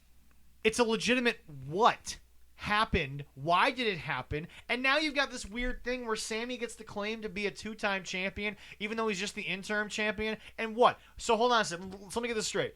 Your plan the whole time was to just have Sammy win it right back? Because if he wins now and becomes the unified, he wins it right back from Cody. But if Cody wins, you beat him twice in a row, you squash him both times. What the hell are we doing? Stroking Cody's ego. So I was watching SmackDown, Leroy. No. And I love SmackDown. The A show. And there's a segment that they tend to do now where it's Happy Corbin and Matt Cap. And so when I hear the stupid slot machines, I go take a shit. Okay. Because that's just where I am with Baron Corbin's character. Fair enough. I'm now there with Cody Rhodes. From now on, anytime something with Cody comes up, I hope you guys have watched the show. I'm going to go take a dump because I would rather go sit on my toilet and know that the shit that's coming out of my body is better than the shit I'm going to see on TV. This is stupid. This is Yeah. Let's talk about the other thing that happened about all the belts. I don't want to have an aneurysm while I'm enjoying the company of friends. So since we're off of Dynamite, let's talk about the Women's Championship with Britt Baker and Riho. To give them credit, they did not do what you thought they were going to do. Not only that, but they actually sowed seeds of doubt. Here's what I mean. Oh. Jamie Hayter failed again. Yep. So her and Britt almost got into a fight. Yep. But Reba actually cheated properly. Yep. So she was able to stomp out Riho. Mm-hmm. I think what they're, of course, what it looks like they're clearly building to is Hayter versus Baker. Yeah. But I don't believe Hayter to be an actual contender for that title. So where do you put Hayter after that? It's a very good question. So, but on Dark? Probably where she'll be. Probably. So, damn it, Leroy, you didn't even mean to do that. Apparently, I have great knowledge. Apparently, since the Big Swole moment, for the first time, Tony's actually acknowledging when he's got people who are not up to snuff to be in his main event. Again, we said that Big Swole improved, and although a lot of us still don't think that she deserved to be nationally televised in the main event, she at least deserved a title shot based on the fucking ranking systems you guys make us sit through. Right. Well, okay. I made Jesse sit. Still one of the best segments we've ever randomly done on the show. I just. It hurts the brain. What I don't understand about Britt Baker's title run now is you've now beaten all the contenders. Yep. They're all gone. Yep. They're gone. And the one contender that you haven't beaten that just showed up, your fans don't even know about. Yes, we're talking about Mercedes. She's a heel. So there's no way she's going to be anywhere near that title picture for at least the first 8 months. Right. Unless they're stupid. Well, they're well, they are stupid. We've established that. Kenny Omega should not be booking women's wrestling. Well, hold on. Remember, Tony said he took all booking away from these guys. Bullshit.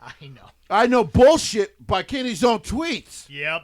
He has nothing better to do. Why would Kenny have answered back with anything other than Let me stop you. Leroy, let me tell you what Kenny should be doing. He should be working on making sure when he comes back, he doesn't look like a fucking idiot anymore. Because his heel title run was horrendous. And the fact that people thought it was one of the best things they've seen is disgusting. And you engaged with someone who thought it was putting over everyone. I was there for that. Well, he's tweeting at Jim Cornette. Well, he was tweeting at fans who got pissed at him. And by the way, Jim said something about he said something about Jim about he should get more oxygen because he's huffing, and he's like, no, he's only huffing and laughing at your stupidity. Funny. That's actually funny. Yeah, no, I enjoy. I'm like, really? Don't go against one of the brightest things that they've done, I give AEW credit for, and we're kind of going back and forth, but that's just because at this point I'm ready to get the fuck off of AEW. Fair enough. So one of the other matches was Jake Atlas. By the way, I hope you recover very quickly against Adam Cole. Well, Adam Cole is great. Adam Cole helped build a star. Unfortunately, Jake got hurt on a kind of a botch. Yeah. Nothing new on AEW television. No, not at all. And then, but it ended up losing the match, of course. Yep. But Hook Yeah. It's amazing. You have Taz. Yep. Taz is helping you work with these young wrestlers. Yep. You got a star you don't even fucking use. Now, I get the injury concern, but you can't tell me you can't feature Ricky Starks on television more. Mm-hmm. Brian Cage is basically seems like he's burnt out with the company. That contract's going to expire. Yeah. He's going to WWE. I'm calling that now, boys. Oh, I think so. And you know what? And you know what? In my opinion, why not go get paid a good chunk to just have a couple 2-3 years? Go sign 2 years. See if you can get a world title shot or two. Yeah. You know, go get your shit in like you like to do. Go slap at the meat with big men. Which, by the way, despite the first time that we announced that on the show when Jesse was done with Brian Cage, you actually you are now saying, please go get your shit. I actually am hoping. Go get your money, bro. Yeah. Go to WWE. They'll work with you on some of that. Get your shit in Get stuff. paid. Yeah. You'll be in the main event scene because you look like a main event. You might not talk like one, but you look like a main eventer. Yeah. And they're going to give him a shot. Maybe we'll make you a main eventer by bringing your wife in. She can talk for you. Actually, that would be a great idea. She's a great talker. She's an incredible promo. So here's the thing. Outside of Hook. Or Brian Cage could just go restart a feud with Mil Muertes over there in MLW. I wouldn't mind seeing that. By the way, go find. They just put up their pay-per-view up on YouTube for free. Yeah. Go watch that MLW pay-per-view, guys. It was fucking phenomenal. That was a banger of a show. It was so good. It hurt to watch in the best way. Hammer stuff. WWE. I don't. Apparently, you're not offering enough money. You need to open up that checkbook. 26. Yep. Go open up that checkbook. Yep. Definitely. MLW, we hate to do this, but we're going to offer this man $2 million. We're going to go ahead. We're going to call him up here, guys. We're sorry. All right. I mean, listen, Joey and all those guys would be like, do what you got to do. They have a working relationship with them. So. Yeah. So, outside of Hook, outside of Jade and some of the other, Ty and the younger stars they actually have built. Yeah. AEW's a fucking mess.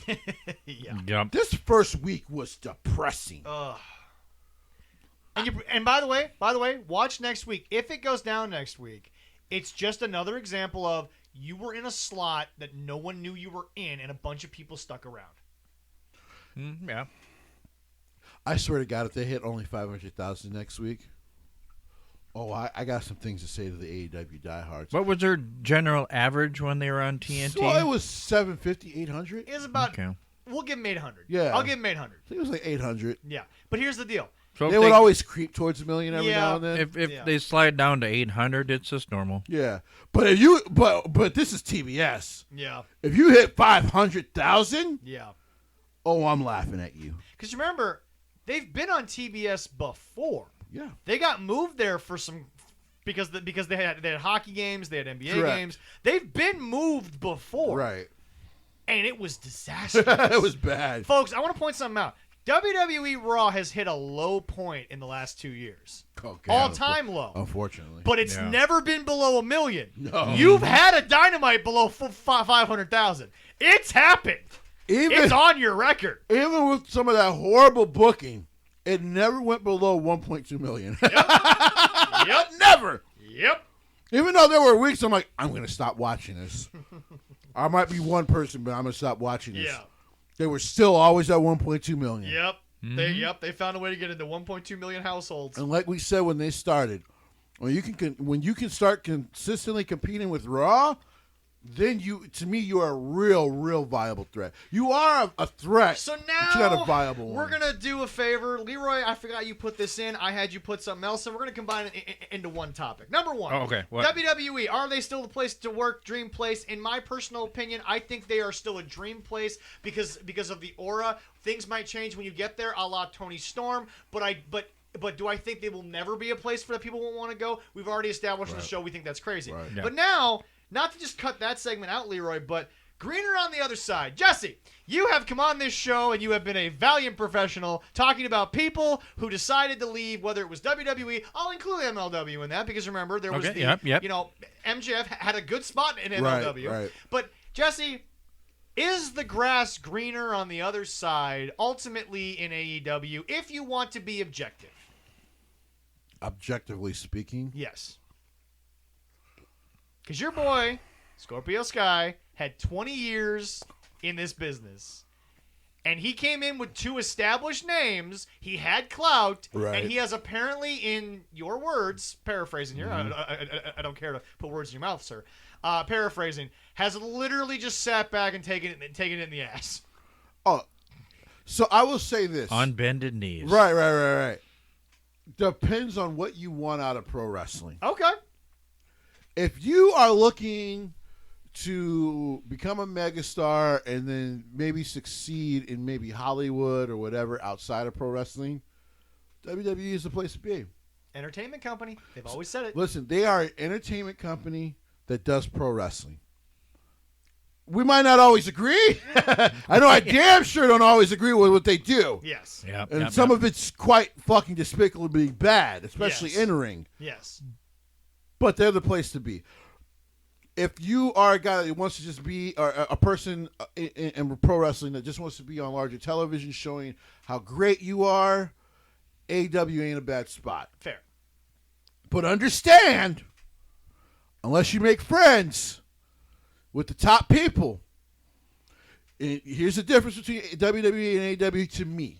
Unless you make friends with the top people in AEW. And that's the thing I think people don't understand. Sean and Vince may have had a little more clout with, Sean and Hunter may have had a little more clout with Vince back in the day. Part of that was Triple H's relationship, and part of that was Vince always had a soft spot for Sean. But again, best fucking wrestler of his generation without. But again, I want to say this to is. that locker room, which was talented. And yes, I'll even say it to Bret Hart because Bret, you're a wrestler, not an entertainer. Right. Sean was better than all of you. Yeah, he just was. He was. I'm sorry that Vince protected his star, but he was the gospel of sports entertainment. Yeah. And to this day, still remains untouched in either iteration of Shawn Michaels. He's phenomenal. So I'm sorry, like you said, you have to make friends with the right people, but Vince understood he was a dick, but he was a really talented Well, because here's dick. what I mean.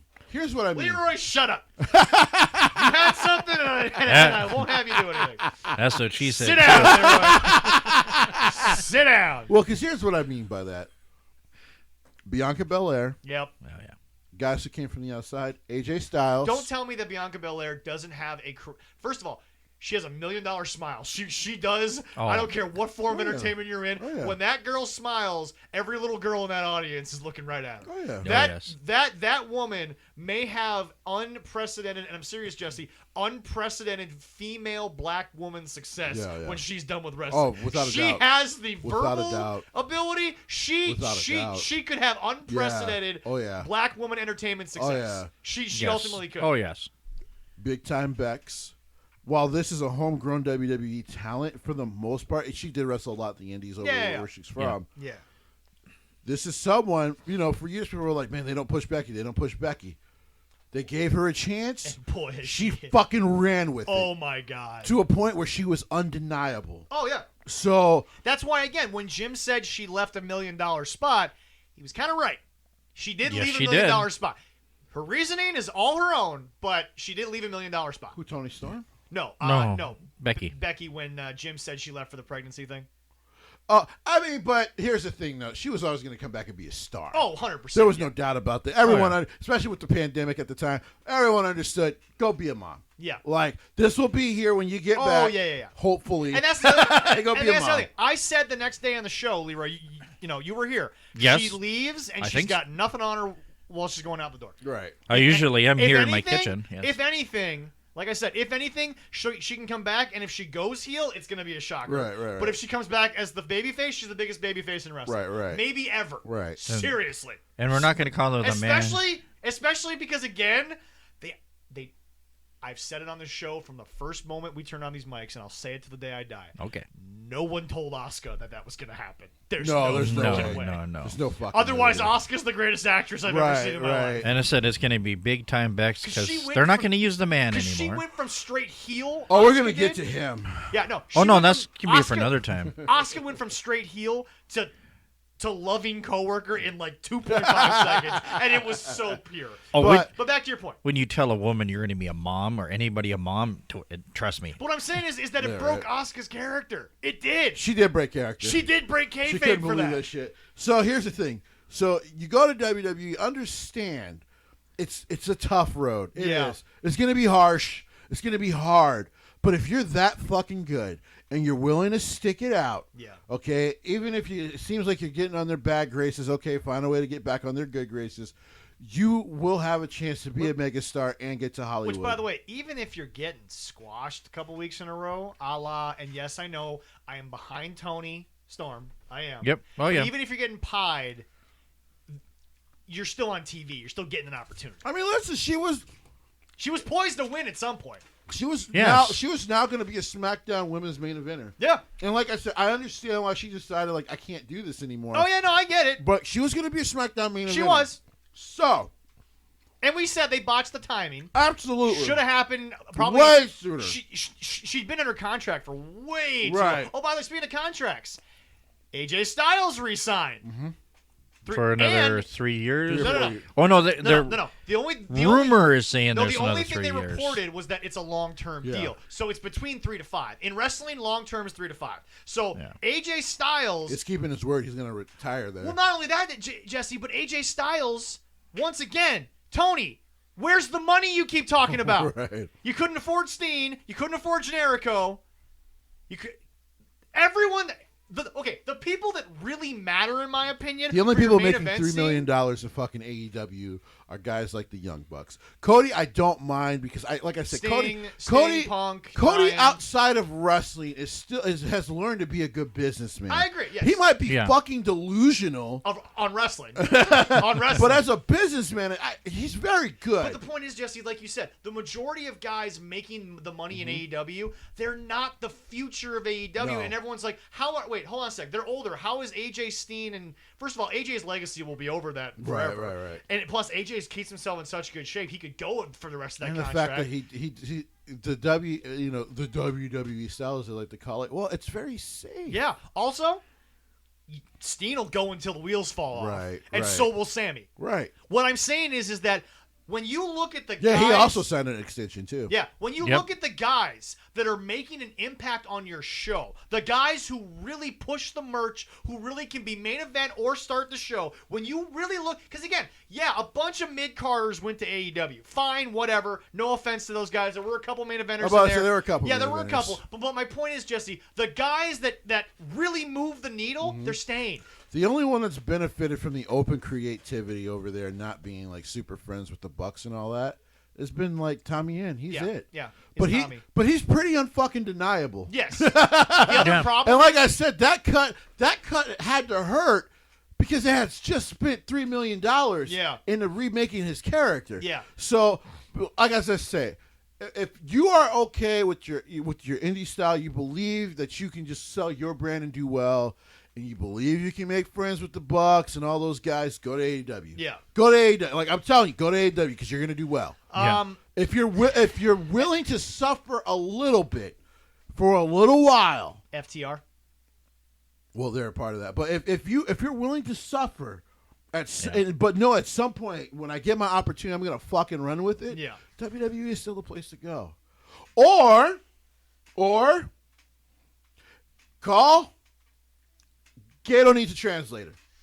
And you just like, hey, I need to talk to Gato somehow.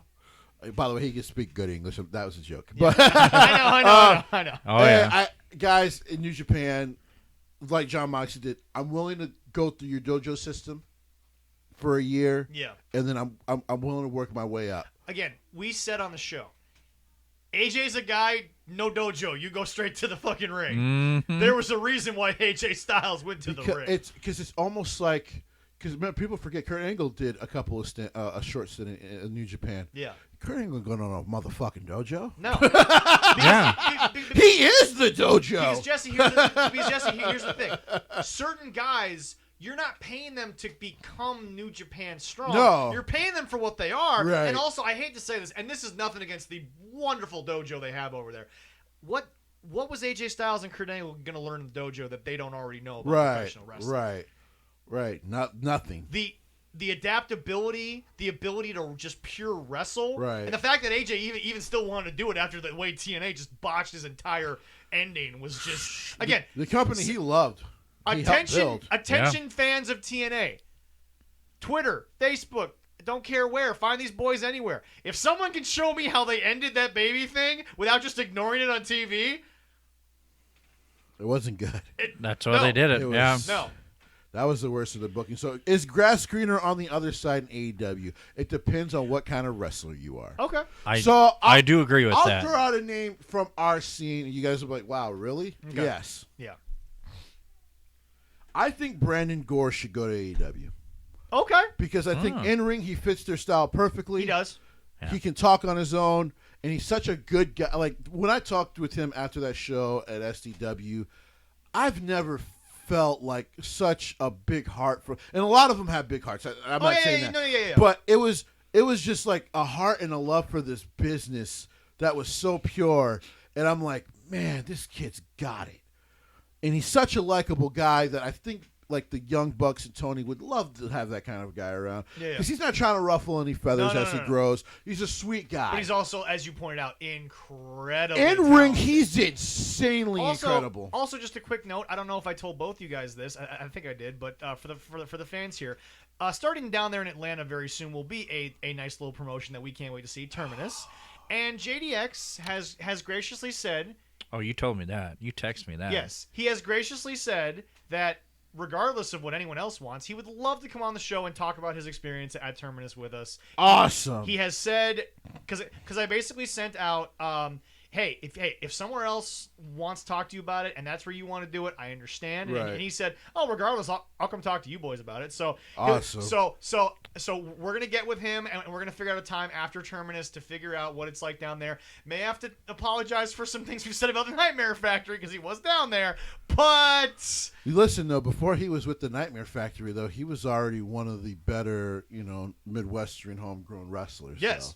And so whatever he picked up from down there is great. Yeah. And like I said, in-ring Cody is phenomenal. There's a lot you can pick up from Cody Rhodes. And it's Dustin, are you kidding? Yeah. Oh, yeah. One of the most underrated wrestlers of his generation. Whatever you do, though, don't let his wife book a flame spot and don't take his knowledge of fire retardants.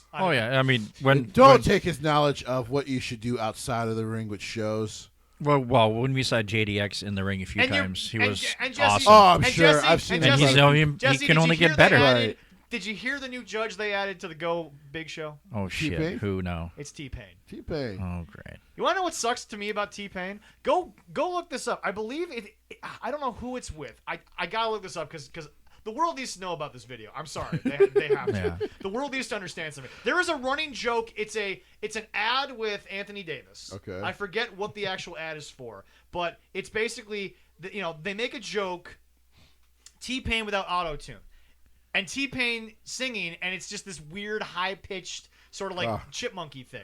Oh, here it is. T-Pain mashup to the beat with Kurt Hugo Schneider. Go look this up. I'm going to send it to you boys. It's T-Pain basically doing one of his songs without auto-tune. Holy shit, T-Pain can sing. Oh, the guy can actually sing, yeah. T-Pain's singing is a goddamn revel. He's also a really good producer. No, I agree. But it's just like, T-Pain, now you must lower yourself to go do this. I'm telling Snoop was there for a season, but here's the deal. Snoop can't get any lower because Snoop doesn't give a shit either way. Listen, man. Hey, Snoop's untouchable. You got to remember that. Snoop finished the game. He's just doing all the side quests. Snoop is untouchable. Right, That's why I'm saying Snoop can't get any lower because there is no digging down. Snoop can only go up. Like That's all I'm saying. In an MMORPG, he's the king boss. Like he's already done everything there was to do. He's doing the side quest now. Yeah. But yeah, no, It's all the shit that you get power-ups Right. He'll become the most powerful human at some point. It will be great to talk to his JDX. It'll yeah. definitely I talk love to you, Snoop. JDX again. Oh yeah. And if anybody did miss it, go check out our YouTube page because we had one of our first interviews with him. Yeah, we do. Or a second But back to interview your with point, him. It's Jesse, great. We were talking about Brandon Gore. Not to steal Brandon's Here's what because like I said, to kind of get to the end of the meat of Greener on the other side. If going to AEW is Greener. For someone like Brandon Gore, I think it would be perfect because in ring he fits their style, but because he's so damn great and he's so damn versatile and he's such a kind heart that you can make friends with that I don't think anyone would have a problem being his friend at all. So someone like him, perfect. But someone like my guy Paul Verk, oh, you go to Connecticut, sir. Yes. Because you've got more than We've just yet a to wrestler. talk about, and because I know Jesse's been itching for it. We've yet to talk about the movement moving on from Paul Verk. We'll get to it next week because I have a lot to say to those traitors. Yeah, we have a lot to talk about next week about. Well, you might have to be able to talk to them, on the 12th. Oh, I have a lot to February. say to them. Yes. They might hit me with the chair, and I'm okay with that. But you're traitors. Well, I'll record that. Trust me. Oh, Don't for worry. sure. Yes. But yeah. So it depends on the wrestler. Yeah. And again, this is not a shit on AEW moment because again, because clearly I'm not shitting. No. But see, what I'm trying to get through to people is that you people, we're different. We come off saying we want everyone to be good. The problem is AEW gives us a lot of reasons not to like them. Right. But Yes. WWE does the same to a lot of other people. The problem is your take at the end is you want WWE just to be gone, and then you want AEW to be all that exists.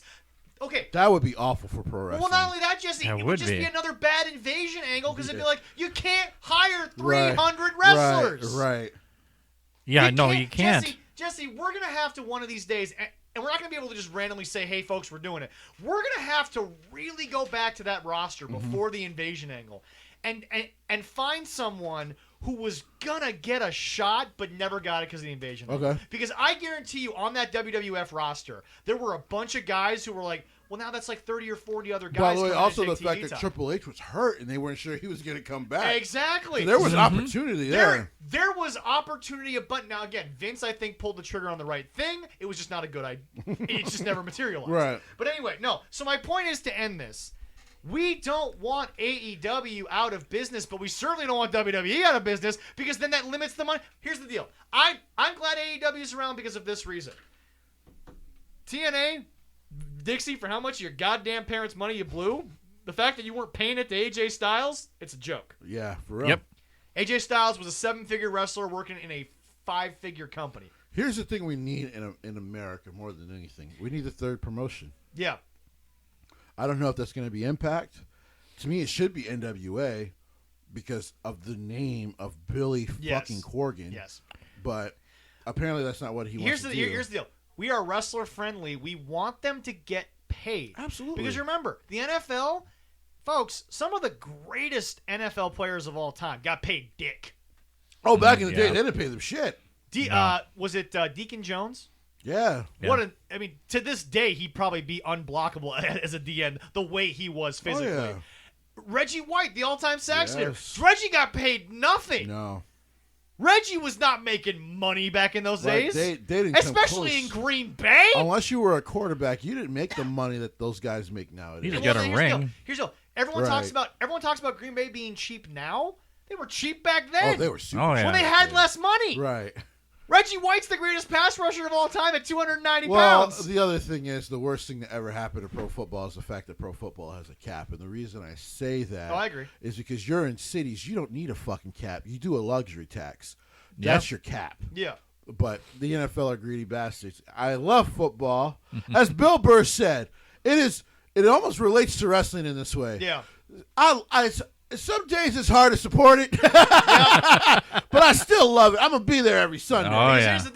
Here's the deal. You can argue numbers, you can argue legacy, whatever. Bro, Kirk Cousins got paid by the Minnesota Vikings, and you can't get mad at that dude is making bank. And you can't get mad at him for making the money he's making. For barely being a top 15 quarterback. Remember, Jesse, he turned down 32 from your guys. I'm actually happy about that now. But No, I understand that. But you guys are because we would have just been losing with him, and then we would have had this massive contract where we have a quarterback we're never winning with. Yeah, exactly. Which we've now done, but it's been all young quarterbacks, so it is what it is. It's a lot cheaper than that. So at least you're not paying the quarterback. Much cheaper. Yes. But that's my point. Look, I want a day where a wrestler becomes a free agent, and there's a 3-way bidding war, and you're pitting the McMahons versus the Khans versus Corgan. Right. I want a wrestler up and coming who's 26. Right. Whether he makes the 10 million, which may never happen in wrestling because of the entertainment reach that it has. Right. But folks, I want a wrestler someday, male or female. Right. Sierra's a great coming up here. I mean, she should have bids out there. Right. She should. Right. But my point is this: I want a male or female wrestler. I don't care. Maybe. I don't know. Is there a rich wrestling fan that wants to invest in GCW? Because I mean, they have the hype. That's what I'm saying. They got the shows. They got the wrestlers coming through. When I said it last week, you were willing to change because you're like, I never thought about these guys. I never even thought about it, but I mean, that's a promotion. If you're willing to invest in, you could do better than what Paul did with ECW with that. The thing about it is that because one, you wouldn't. The guy who's running it. Yeah. Probably not the best investment guy, but he's a really good booker and really good money management for his wrestlers. The quote unquote deathmatch thing, you'd really have to find a way to sell to a television network, which I get is difficult. Yeah, but the hardcore matches that Jesse always says happen before the deathmatch matches, those aren't hard to sell. No. There are matches where you're just pure wrestling. Jonathan Gresham was just there, defending the ROH world title as a pure wrestler. Right. But my point is this: is that I want a wrestler at 25, 26 to sit there and say, I want to sign a 4-year deal before I hit my 30, and I want to get as much in my true before prime as I can. Right. WWE, AEW, New Japan Pro Wrestling, GCW, whoever. Put up your offers, see what you got. Yep. I want that 26-year-old to get paid and be made. Right. That's what I want. Oh, yeah. Because unfortunately, New Japan isn't making enough of a dent in America for me to consider them. They're making a dent as far as their wrestlers are concerned. Well, what I'm saying is, Jesse, is that yes, you would go to the island and your exposure in America wouldn't be that great, but they've got the capital, is what I'm saying. Well, they have the capital. They all, to be honest, and I hate to talk about this, but they also do have a little bit of a gang backing. Well, but you've already said this on the show. Yeah.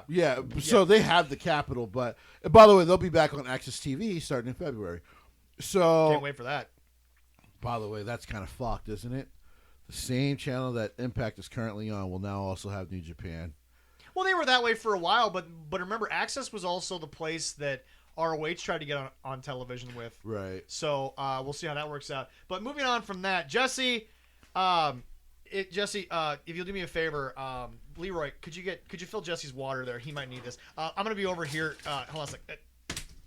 Leroy, first of all, I don't know why you have this in the house because you're certainly not using it. But Jesse, here's a soapbox. Because I don't have I use a jug downstairs. That's fair. I don't have a box anymore. Jesse, I have placed a soapbox ever so lovely in the middle of the ring. Right. After last night, you probably have much more complimentary things to say. Correct. But you are nothing if not honest to our boy Scott out there in Nashville, Tennessee. Absolutely. If you would please, we're going to give you the floor for a couple of minutes here. Okay. Not too long because we got so much else to get to. Right. But Jesse, Scott D'Amore has both angered you. Yes. And he has made you cry in the last year. Yeah. Good tears, happy tears. Happy tears. Your soapbox plea to Scott D'Amore going forward into Impact now. So before Friday. yes. Before Saturday. Friday. Yes. We'll talk about that too. Right. So what I wanted to address with Scott D'Amore is you fucked up. You tried to do the thing with AEW. It did not work. So you despite those numbers that people fucking useless numbers, what they were, because it did nothing for them. But the key demo, idiots. Anyway, feel free to have your own opinion, but I personally think it's a not very intelligent opinion to have. But so he smartly pulled away. It's a very quote rose-colored glasses. Correct. Yes. So he smartly, even though people got mad at that, he pulled away from that deal because it wasn't helping him. It hurt his main event. If they were still together, and again, I know it's your soapbox time, but again, we're adding context. If they were still together right now, it wouldn't be Kenny, but it'd be someone. Their main event scene would just be raped and pillaged again and again. With just AEW guys that will never show up to Impact barely. So, which is weird because if Cody travels Impact, 4 hours, so it's even weirder. Well, but that's just it. It's like, folks, if Cody's gonna drive from Atlanta, Georgia every week to go to fucking Jacksonville, he could make the trip to Nashville. It's the same fucking time difference. Easy. Very easily. easily. I think it's like an 8 to 10 hour time difference. So, and driving. Yeah. So, here's the thing. And I was going to bring Can't up, fly in Nashville, I'm just saying. you rekindled the relationship with New Japan. That has worked for your television. Now, That's that it. took a lot of years because why, Jesse? Because Dixie Carter fucking blew it. And this time it wasn't a penis. She blew it. And what was the main reason? Because who turns Okada into the fucking Green Hornet? He wasn't even the Green Hornet. He was the friend of the Green Hornet. It was so bad. Oh, yeah. And she also let that idiot out there who does not represent us from New York, Vince Russo, run her creative. Can I also point something out? What Sonata became in New Japan and what he wasn't in TNA, there's not even a comparison. I don't even want to think about that. But, because Sonata's the fucking man. And even they have botched on him, and we'll get to New Japan later. Yeah. Here's the thing. I was going to say, hey, you've made that one work. How long was that? That was a good, almost 10 years that there was some bitterness. It was there? about a decade. Yeah, okay. To be fair to New Japan, they were just like, we send you guys to develop, and you turn them into clowns. Because people got to realize, when excursions were happening, Gato literally put up the Impact symbol and just crossed it out. He said, yeah. You're not going here. Avoid this void. That relationship is done. You go there on your own volition, but we didn't send you there. And for those of you who are like, well, wait a minute, he didn't send anyone to WWE. Well, okay, we talked about it. When you give them Jushin Thunder Liger for a pay-per-view, there's not bad blood there when you give them Jushin Thunder Liger. No. So, Friday happens. Oh. And Charlotte's announcing the Royal Rumble. Take us back to the moment that you heard Pat McAfee. So as Charlotte is announcing the Royal Rumble, she's announcing the start. By the way, I thought it still was a weird way to announce like over half the fucking women's Royal Rumble participants. But then again, it was a way women. to get Charlotte on TV. Well, and I'll say this. It's a weird way to announce it, but not the worst way to announce. But they're listening to you. Remember what we said last week? Right. So they announce Mickie James, who at the time was the current Impact Women's Champion, which Pat McAfee, after the announcement of Mickie James, said, "Oh my God, Mickie James, who is the current Impact Knockouts Champion?" Now, to be fair to him, that's just a word that they've used for their women for a long time. Yes. That should not be held against them. Even I was calling it the Knockouts Championship last week. Yeah. Forgot that they changed the name. Yep. And my apologies to that. So that happens. Then Scott D'Amore puts out, yes, so we have actually come into a deal with WWE's. And I have a feeling it's going to be a longer term deal than way better than just the no. I'm saying it's going to be a longer term deal than just Mickie in the role. Right. Yes, so yes. Mickie wanted this, we wanted this, but also we were hoping for a working relationship to exchange talent. So Scott, I can no longer get on you and say, listen, you fucked up at the beginning of 2021. You did the right thing by rebuilding that main event scene with Moose and all that. Moose has since tweeted, "I'm the best thing in wrestling. He's the head of the table. Just saying, the door's open." So now that the door is open between Impact and WWE, I'm going to pull a Bruce and a Funk Man, and I'm going to kiss your ass today, Scotty, because I have to eat a crow. I ate it Saturday because on Saturday at the pay-per-view, well, Mickie James retained. She has no defenses in the future. They haven't set up the next challenger. So she will be going into the Royal Rumble with that title. Scotty. Yeah. Is she gonna be wearing it? Yes. Probably. Yes. She says she's bringing the title with her. She's bringing it to the show. So she will have it with her. She, by the way, she's not using her music. And by the way, folks, she's not using her WWE music. This has been confirmed. She's using her Impact music. Is she hardcore country right now? Yes. Okay, yeah. But by the way, folks, this is how you build a relationship when you're not Dixie Carter. Anyway. So, Scotty, my boy. Great start to 2022, my friend. Scotty doesn't know. No, Scotty knew before. No. Apparently, Scotty knew. Scotty knew. Scotty was like, after what happened with AEW, I'm getting this done. Yes. We're burying this bad blood. This is probably I'm getting this some done. pettiness from Yes. Scott. Because for those of you out there who are defending AEW and how they helped Impact, this might be Scott D'Amore saying, "Fuck you, I'm gonna go over here." Hey Vince, we've had some bad blood. Let's bury it. Let me talk to Nick. Let's get this figured out. And you have to eat crow on Nick too, which you said you're gonna do. So earlier. today, in the same way I'm eating crow on Scotty, and I'm gonna kiss your butt. Because to me, you have been one of the best bookers of the last 5 years. You've been saying that, yeah. Because really, Impact should have been a dead company. In your opinion, the only downturn was literally Kenny's run. Yeah. You said that's the worst thing they've done It in 5 was the years. worst thing that they did in 5 years. Okay. So, again, then Christian actually did help it. Oh, yeah. Because he would actually go, at least on AEW television, He was willing to talk put about someone over. Right. Because he's not a selfish twat, but we'll get to that later. He's Canadian. But he's Good. the good Canadian. Good Canadian. The good Canadian, yes. So there's a few of those. there's quite a few of those. Yeah. So, Scotty, Christian's, I gotta kiss your butt. Christian's brother's the other one. Now, yeah, Nick, I'm not kissing your butt, but I'm gonna give you credit because I was gonna start this year and be like, if you got no deals done after you convinced Vince McMahon, listen, we should probably start working with other companies as I help this company grow. Yeah.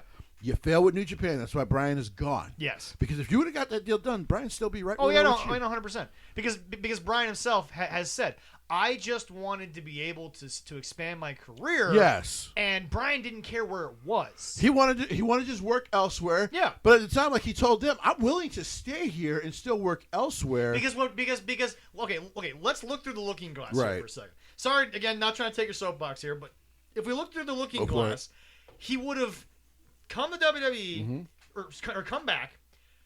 Whilst in WWE, he would have put people over to help build the future. Right. Whilst he wasn't on TV, he would have been in Mexico or New Japan. So, but Nick fucking horribly failed to get those deals done. Apparently, he had a timeline, and he never came close. Now, again, I've asked you, and I want you to kind of critically think about this for a couple of seconds. Is it because he's negotiating with New Japan and isn't actually Vince, or do you think Nick just didn't know what he was going to get? I will say this: the first problem, as we talked about off microphone, is the fact that he does not have a wrestling background. Yes, he's a businessman. He has a business negotiating background. Yes.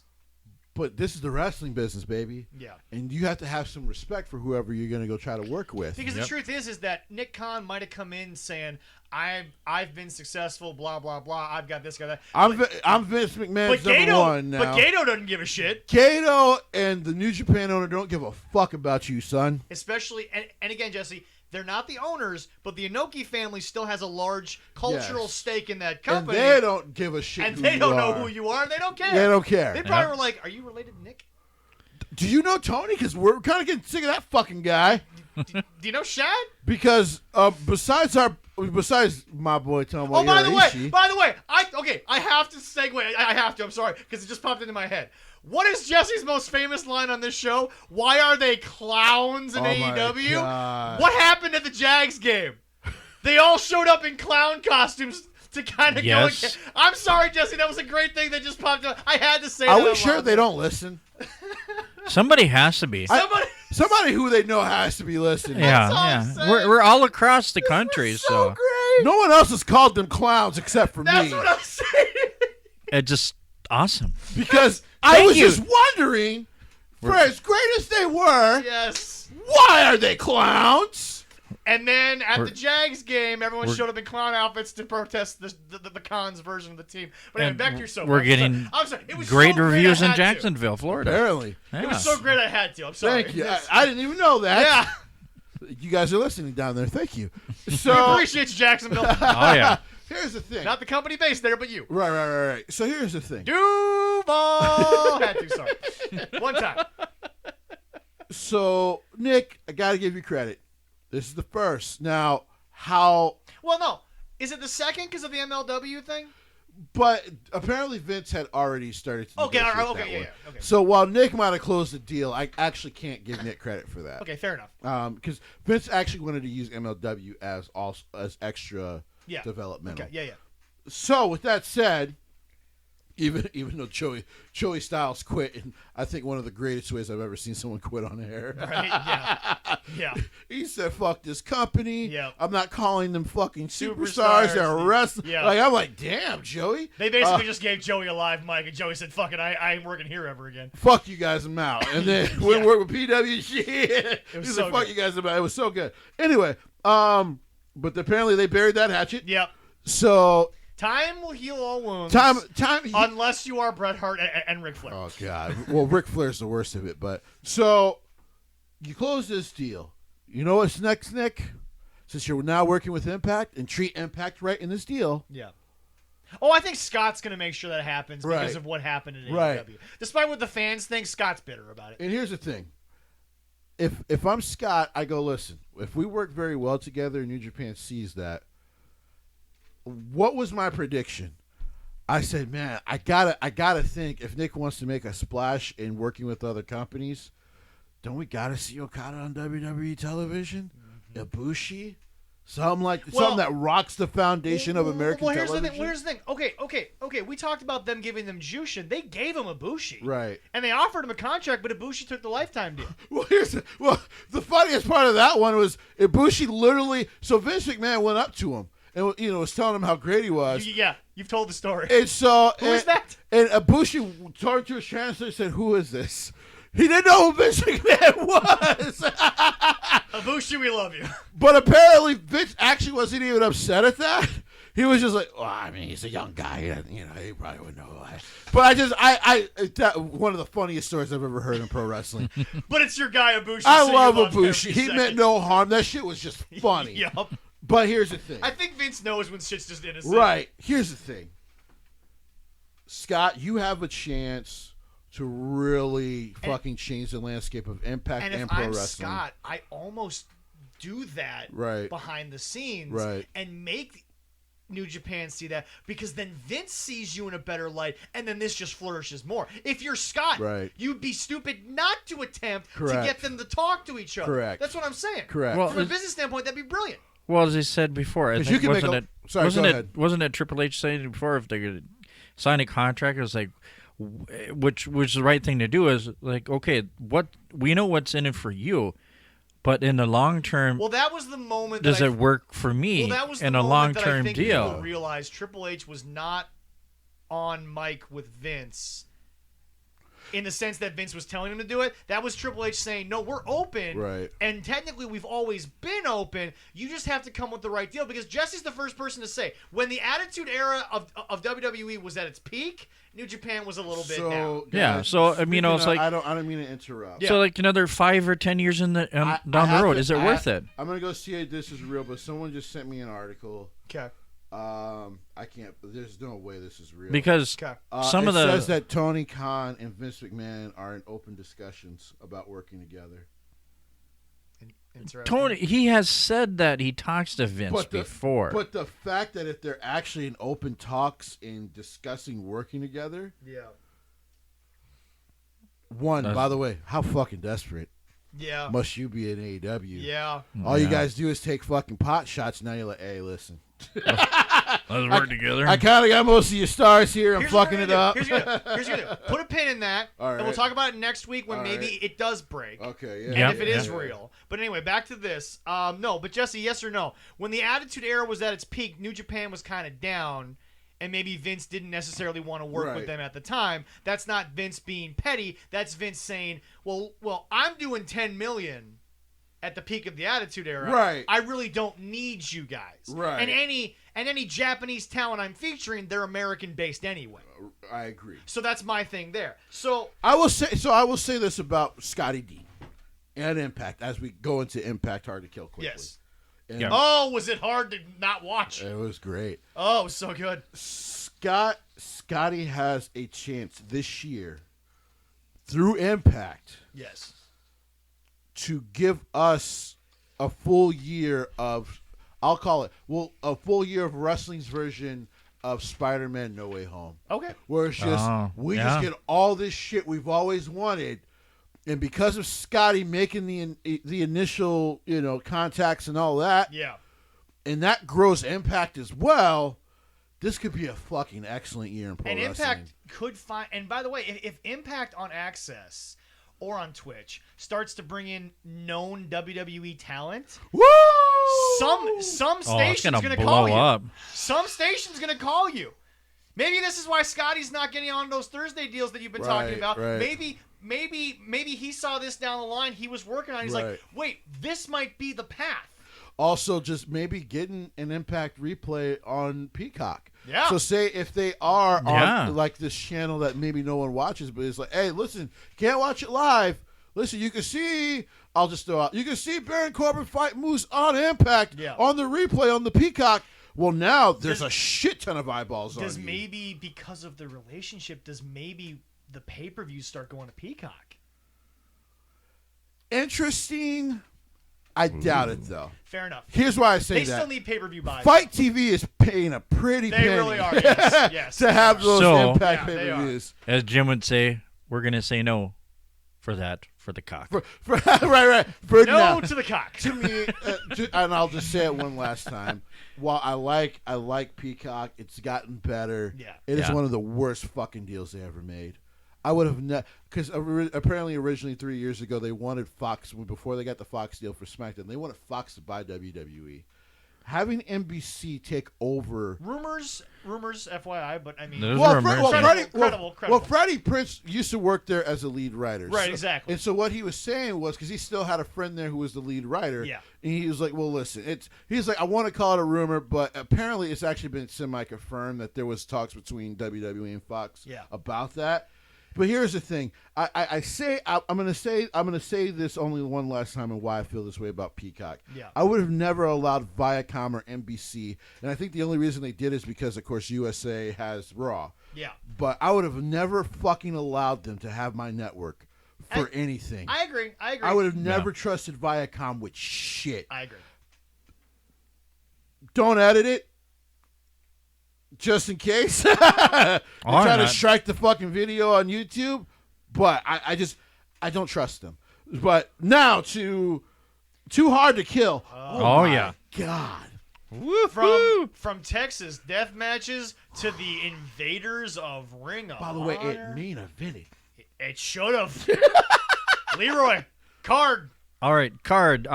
The pre-show we had Jake Something defeated Man Mad Fulton by pinfall. I actually missed this match because it was a pre-show. I was doing a watch with a friend who actually owns the Impact Network thing. Okay. Because of course my money low, people. I had to partially give up Stardom for a while there just to get money back, which was hard to do. But I heard Jake Something really shined here. So Jake Something is kind of I forget what his name was on the Indies. It's a young talent that they want to build in-house. They're hoping, because he has the potential. Yeah. I think he's only 25. You guys can look up the age. They're hoping he's the next AJ because they have struggled absolutely to build new stars outside of Moose and some of the other ones we know now. So I'm glad to hear that he won. Unfortunately, I missed the match though. By the way, it was free on Fight TV. The pre-show. Yeah. I had to go deal with stuff inside my house. Is it Jake Diener or Jake Wayne Holmes? I think it's Jake Wayne Holmes. Okay. Yeah. Same guy. Second, there were two matches on the pre-show. We had Mike Bailey defeated Ace Austin, Chris Bay, and Laredo Kid by pinfall. This was an upset. A four-way match. This was a huge upset. Yeah. Because, I mean, they're super huge on Chris Bay because, well, he's their connection in New Japan now that he's a part of Bullet Club. Yeah, he's still in Bullet Club. And then Ace Austin is their guy. Yeah. So for him to take a loss is huge. Really rebuilding that workhorse X division. And I was happy. By the way, you got this one for free. This was a banger-ass match. Yeah. It was banger good. Ace Austin, holy crap. Every time I watch the guy, I'm just like, impressive. All right. Woo! Yep, and to start out the pay-per-view, they had an inaugural Knockout Ultimate X match with Tasha Steele, Alicia Edwards, Chelsea Green, Jordan Grace, Lady Frost, and Rosemary. Wow, you really just glazed over your girl Jordan there, didn't you? Unfortunately, she didn't win. I mean, Tasha Steele, I guess she didn't win. Win, but didn't we all win that she was on the screen? That's true. I should have went to the show. She could have. She could have had. You know what? Been able to relax after the show. If the door's open, maybe the door is definitely open. Well, for that, but you might her husband, but unless you two had to take the day off. Or her husband could tape it. What? Oh yeah. Go ahead, Leroy. All right. Who won the match? So we can get back to that. There was a match. Tasha Steele. Tasha Steele. She won the first inaugural Ultimate X match. Criticism of Billy Corgan. Okay. How do you let this one walk out of your doors? Yeah. She was there. Yep. She was there when they. By the way, they're back on YouTube for NWA Power. Yes. It took too long for them to do this. Yeah. But I know she was they're there. back. By the way, another contract extension. Nick Aldis has re-signed with NWA. By the Yes, way, they have. congrats. Yes. We love you, Nick. Deserved. It's the well place. deserved. It's the place that he needs to be. It's the place he wants to be. Yes, exactly. Yeah. But Nick, if NWA and WWE can work out something, just once, you, Cesaro. That's all I want. Just once. What a match. Built to one pay-per-view. That would be awesome. Done with it. That's all I want. All right. That's all I want. All right. Love you, Nick. And the winner of the Ultimate X, she is becoming number one contender for the Impact Knockout They Championship. actually had a very good match. It's a hard match to do. By the way, it's a difficult match to do because you probably need to be athletic enough to do it. Yeah. It's a very inventive match. It's one of the best things they actually ever did back in the TNA days. Oh, yeah. But incredibly enough, I'm watching this match, and by the way, I'm just my jaw is just open most of the match with oh my god, that's awesome! Holy shit! Because they were just tearing it up. Right. They were tearing it up, and I'm watching Tasha Steele's, and I go, I love Camille, I do. She's great. Yeah, she's awesome. Wish she would have been able to make the show, and I would have been able to make the show at MAW to watch her. Because I would have loved to watch her in person wrestle. Because when watching on TV, I feel like doesn't do her justice. Fair enough. But it still reminded me, I'm like, yeah, Billy let Tasha walk. And it just doesn't make any fucking sense. Now, he did it during the pandemic where he was uncertain. Yeah. So I get that. But I would have been, after I would have started back up, I would have been like, hey, Tosh, you haven't completely signed, right? Right.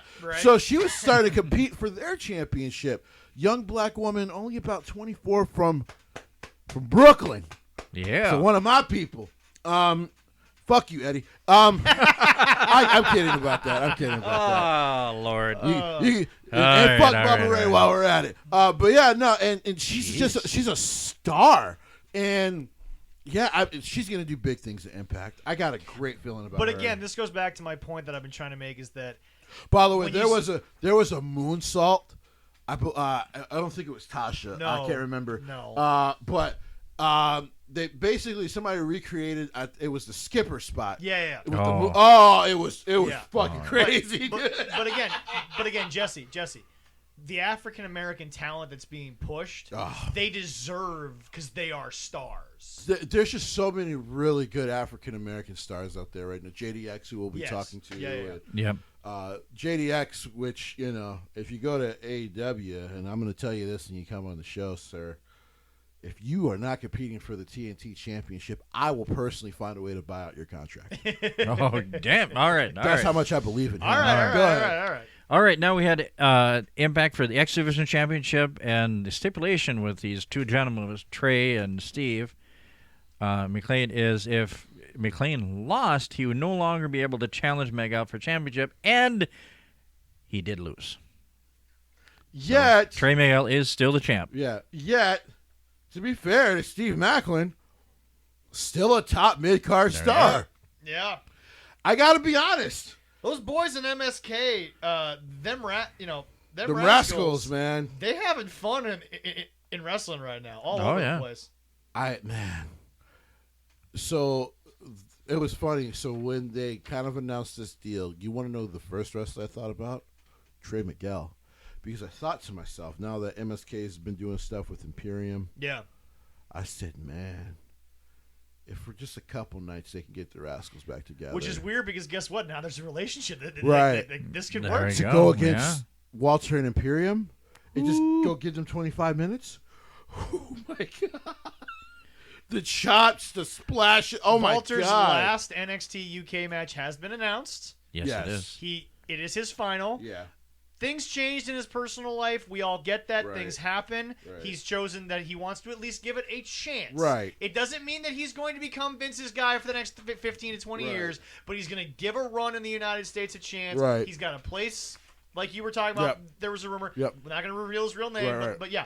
No. Again, folks, treat this man with respect Yeah. because the general can leave at some point. At any time. Yes. All right. All right. The next match was a pure rules match for the ROH World Championship Can I just say this? with Jonathan Gresham getting the win there Oh, against you're Chris forgetting Sabin. the fact that Jesse and I talked about this right before we got in the door. Folks, who the hell don't want Ikebana on their freaking I staff? don't know. Yeah. He is basically running around commentating for pure rules matches, and my God, I love me some Ikebana. I don't understand. And then also,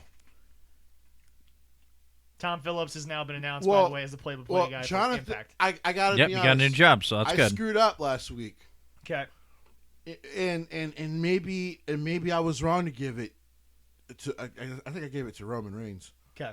I think I should have gave it to Jonathan Gresham. You know, here's the thing. After that match, I got to look at myself and say, I know that you're holding the belt of a company that is currently defunct right now, but, bro, you might be the best pure wrestler in the world right He's so fucking great. Like if he was your champion, he acts like you would want your champion to have just this regalness, like it's, and then in the ring, He's so good. he doesn't even talk shit about how untouchable he might look in the ring because he just is. Yeah. There we go. Don't need to say it. You just got to do it. This is, ladies and gentlemen, the first one of 2022, in my opinion, and I don't think Jessica can argue. It's the Elstein rule right there. Just go watch it. I know a lot of people want to give the current match of the year to Bryan and Adam, and I get why. Yeah. But go watch this. I give it to Jonathan and Leroy, who's he against last night? And Chris Sabin. Thank you, Chris Sabin, the great Chris Sabin. Yes. Yeah. This was phenomenal. And by the way, if you want story, if you want context, Chris Sabin is doing this on 2 repaired ACLs. Which is insane. Yeah. And he's still so good. Damn near 40. Yeah. Damn near 40. And before he retires, we need one more match, and please let it happen in GCW. We need to have the Motor City Machine Guns versus the Briscoes 3. Just one more. We got to have one more. Just one more. One more to say goodbye. Yeah, that would be worth it. What's up next one, a simple singles match. Josh Alexander. Jesse, we're just going to announce it right now.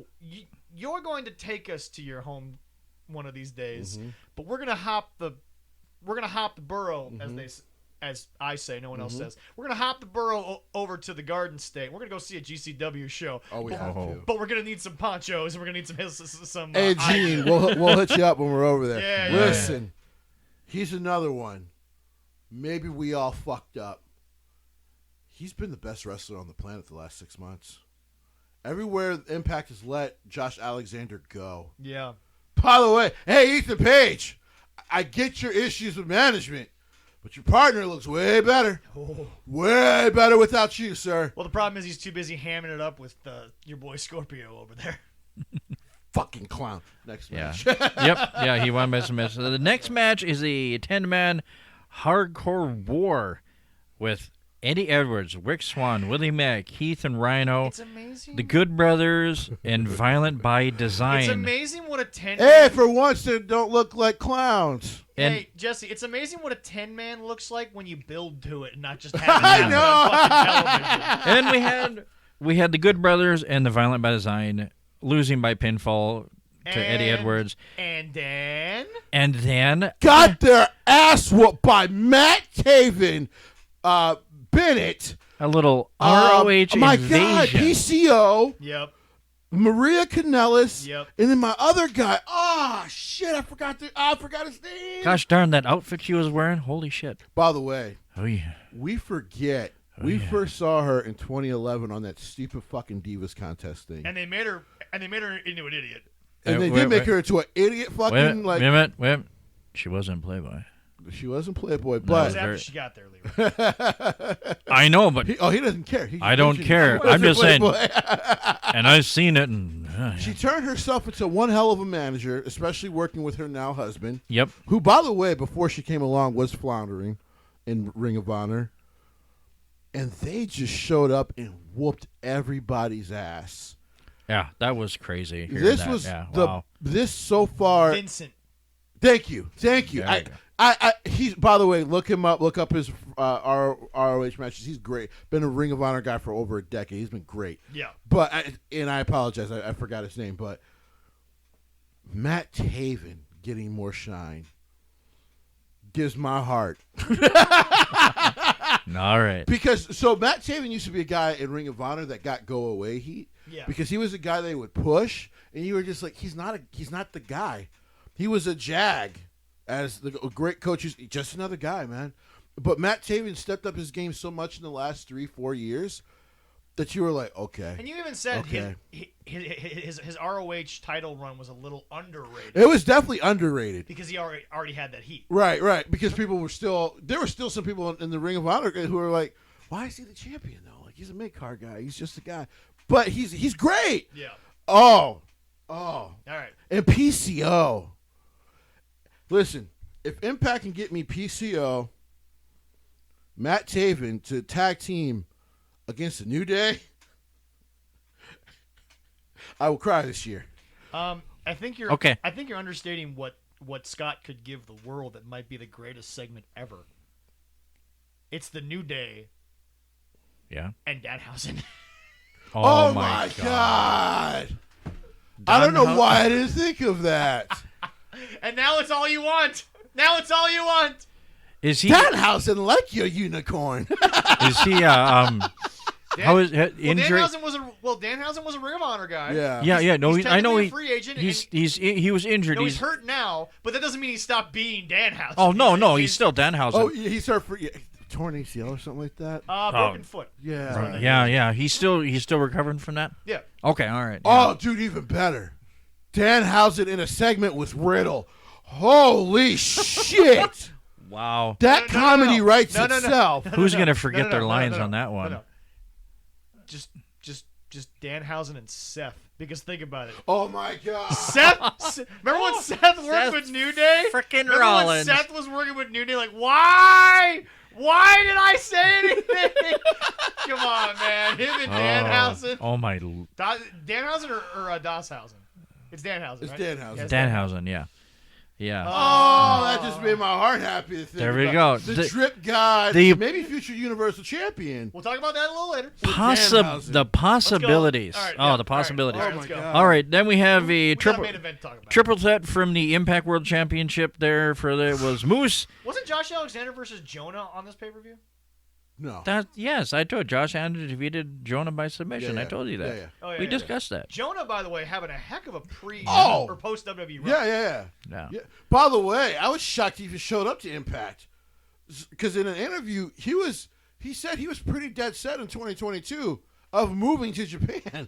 So like when he showed up to Impact and was going to do this, well, you said he was working in the LA dojo for a little while. True. So maybe while he's still in the States, right? Do a couple. Do a couple. There we go. Yeah. But we had Moose retaining against Matt Cardona and W.O. Morsley by pinfall. Moose is one of the best things going in wrestling right now. He's awesome. He really is. If they had, if they were doing 1.2 million, right? Yeah. Moose would still be below Roman, but only just by a little bit. By a little bit.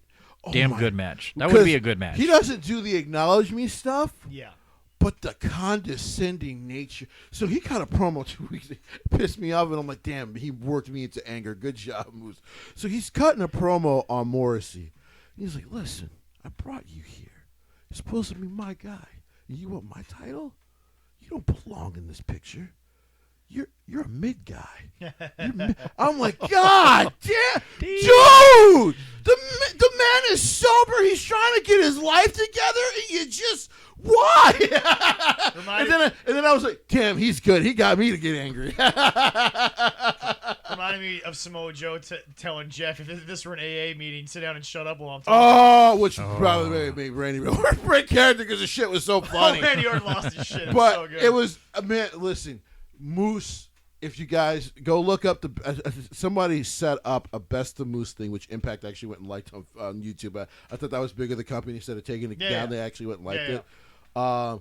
It's got some of his best promos and the promos themselves. You're like, wait a minute, this just feels like Black Roman. Like, there you go. Like, dude is great. He doesn't say so. He's just like, listen, I'm gonna whoop your ass. Like, you keep thinking you're gonna come fight me, but I'm gonna whoop your ass. Kenny got lucky. Like, he's just so condescending. Yeah. He's so fucking good, dude. All right. He's so good. Well, last match on this, we already touched on this already because our girl, what a banger. Mickie James, in a Texas death match, retained against Deonna Purrazzo.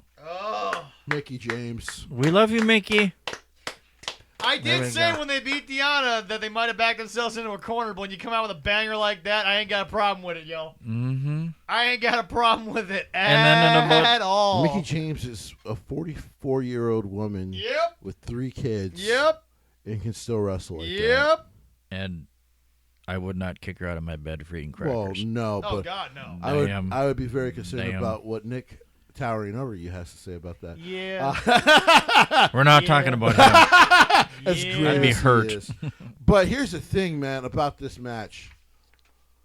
When you want to do a hardcore match with women, make it mean something. Yeah. Like I said, the match with Thunder Rosa and Britt Baker was great, but even according to their own rules, because it was lights out, it meant nothing. Yep. So Britt, half so it was the tag team match that was on Rampage. They were like, why the hell is this not on Dynamite? So it means nothing. It's not going in the record books, none of that. This is Mickie beat someone who at first seemed to just completely outclass her, make her think she should retire. Yep. And it got so bad that Deonna just wanted to street fight her then. Again, Jesse, I know we talked about this whole DQ thing with AEW, but I mean, again, if you're not going to have the rules, at least make it mean something. Don't just ignore them. Which is what you were getting to earlier. This is when you make a hardcore match mean something. Yeah, not just say, hey, we're going to ignore any rule, make it a hardcore match out of nowhere, and never tell you. By the way, with one of the most Randy Orton 2006 things I've ever seen by a heel, yes. aka Deonna Purrazzo, showing up to Mickey's house and hanging with her fucking kids. Oh my God. I'm like, if Mickie does not show up like Triple H in this bitch, we got a problem. She better have Sledgehammer in hand, which she didn't. But what she did was she showed up on Impact Television the next week, and beat the dog shit out of her. And so you want to talk about a beatdown, folks? Like, it was so bad that then Scott, came in as the authority figure and said, I can't let you two touch each other until the match because you're going to kill each other. You're literally going to kill each other. Yep. Oh, yeah. This, by the way, great storytelling by these two. Great match. God. Also, I believe Deonna Purrazzo is the AAA Women's Championship. Yes. Champion. Yeah. So she's still doing big things. Yeah. Mickey's about to try to help bring Impact to a new level by going back to the home that first made her a legend. I just want to point something out. If it is confirmed, Jesse, because remember, business stuff changes. If it is confirmed that she will compete not only with that belt, but hardcore country plays, that place is going to lose its ever-loving mind. Oh, yeah. That might be the pop of the night, and we already know she's in the match. We already know she's there. By the way, I want to say this to Gene. I understand why not make it a surprise because it's the Rumble. Right. But in the spirit of AEW always announcing things so they can get a rating, you want to tell me this didn't break the fucking internet for fucking 12 hours? It did. But this was a brilliant thing to announce. Right. Yeah, I'm sitting there like Jesse was sitting there watching SmackDown and go blah blah blah. Jesse, here's the deal. Jesse, here's the deal. It still can be a surprise because ain't nobody know when she's coming in the ring. Right. That's true. And if they wait till the 20s, that place is gonna be fucking sweating profusely. Like, when's Mickie coming out? When's Mickie? Like. Trust me, if Mickey's in the top 10, I think it's a waste. I agree. I think it'll be a waste if she's in the top 10. They got to put her Wait till later. the teens minimum. Do you want me to tell you who the ladies so far? No. Not yet? No. Because we got to get to something else here. What else? What are we talking about By next? the way, Jesse, I got to say, 4.5 stars. I'm going to give it a 4.5. I never do this. Yeah. Uh-oh. Yes. This gets a 5-star. You're at 5 out of 5? I gave it a 5 out of 5. Okay. This was one of the best. I'm like, yo, between the announcements and this pay-per-view, Impact so far is like, hey, other two major companies, what you got? Yep. And then now starting to work with WWE, like, hey, yeah, I mean, I'm still competing with you, though, so what you got? Yep. What you got? All right, no, we got to move on. Jesse, we're going to go through this quick because you had something else to kind of do. Not your favorite Wrestle Kingdom, but you still enjoyed it. 3.5 out of 5. Okay. Yeah. Woo! We're not necessarily going to do the results. Well, there's a lot to go through. No, I know. So we're kind of going to skip over that. We're just going to kind of say, go watch it if you can. We will always promote New Japan Strong app. I will say this, because people have wanted me to say it since I watched the match and I was on Twitter, and it got like 3,000 activities and 20 likes. You got to start using our Twitter for this. Right, I know. I need to. Here's the thing. What the fuck was the booking between Evil and Tomohiro Ishii for the Never Openweight Championship? 20 motherfuckers have to be there? They barely got 4 moves in. It was so bad your own crowd started booing before the match was over. Gato, this can't happen. This is unacceptable. Because you were the one that was saying that, especially when the King had it, that belt was arguably their top. Yes. And by the way, now you make Evil look like the most useless champion on the planet, because he literally couldn't beat Ishii, and now without all the interference, he was never going to win that match. What are you doing? If you didn't believe it was your world champion, fine. But this booking, and it's supposed to kind of build up this side part of Bullet Club, the Torture Club. It doesn't make them look like Jekylls. It makes them look like losers who can't win without one another. Okay. So that's my biggest criticism. The only thing, the Okada thing, expected. Okay. You just hope that he doesn't bring that crown belt with him. That's all you're hoping for. Oh, by the way, that was the other fucking thing. He retired it again. Yeah, I know. He fucking retired it, so he's gonna wear the butterfly belt. Yep. All right. Yeah. Disappointing all right. you, man. Yeah, I know. Okada, you're the Rock, baby. You got pull over there. Yep. No, I don't want this fucking thing. You and I were discussing this. And I think it's worth putting on audio. Yeah. He's not New Japan Cena. No, he's New Japan Rock. He's New Japan Rock. New Japan but here's the deal. But here's the deal.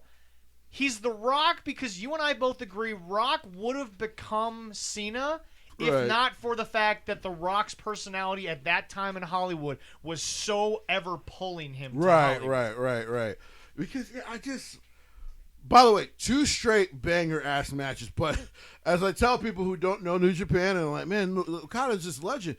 Go watch him be back-to-back, dude. This is why he's like, this is why Kenny was called the best bout machine. Right. Tanahashi might be the ace. Yeah. But this is the backbone of New Japan, and it's Kazuchika Okada. And by the way, your boy the Ace doesn't necessarily feel any, By the way, a pleasant surprise as far as the Ace. Yeah. They might have just turned him heel. Oh. They might have just turned the Ace heel. We won't know. I think that the next show is next week. Yeah. Because I think they're going to start. Is that Resurgence or is that? I think so. Okay. And that's in a couple weeks. Okay. Because he uses a chair, gets himself disqualified. Yeah. But the promo he cut afterwards was not very Tanahashi-like. Okay. So they've built some intrigue with Tanahashi now that I was not expecting. What's your biggest thought going into next year for New Japan coming out of this? Number 1. So far, I don't like Torture Club. Okay. I thought it would be a good way to build some of those younger guys that just brought in. Yeah. Especially now Jay White seems to be kind of enjoying his sabbatical run here in LA, Again, the most famous person to ever go to a Clippers game. Really? Oddly enough. Really. Number 2. It's because the King didn't realize that you had to go see the purple ones, not the red and blue ones. Right. Number 2. He is nothing if not a gracious king. Right. He is very gracious. He is a gracious king. Number 2, Will Ospreay will be champion again. Okay. I think what they want to do is rebuild him to a run where everyone gets to enjoy it this time. Okay. Because remember, he won, got hurt, couldn't defend it. Pandemic.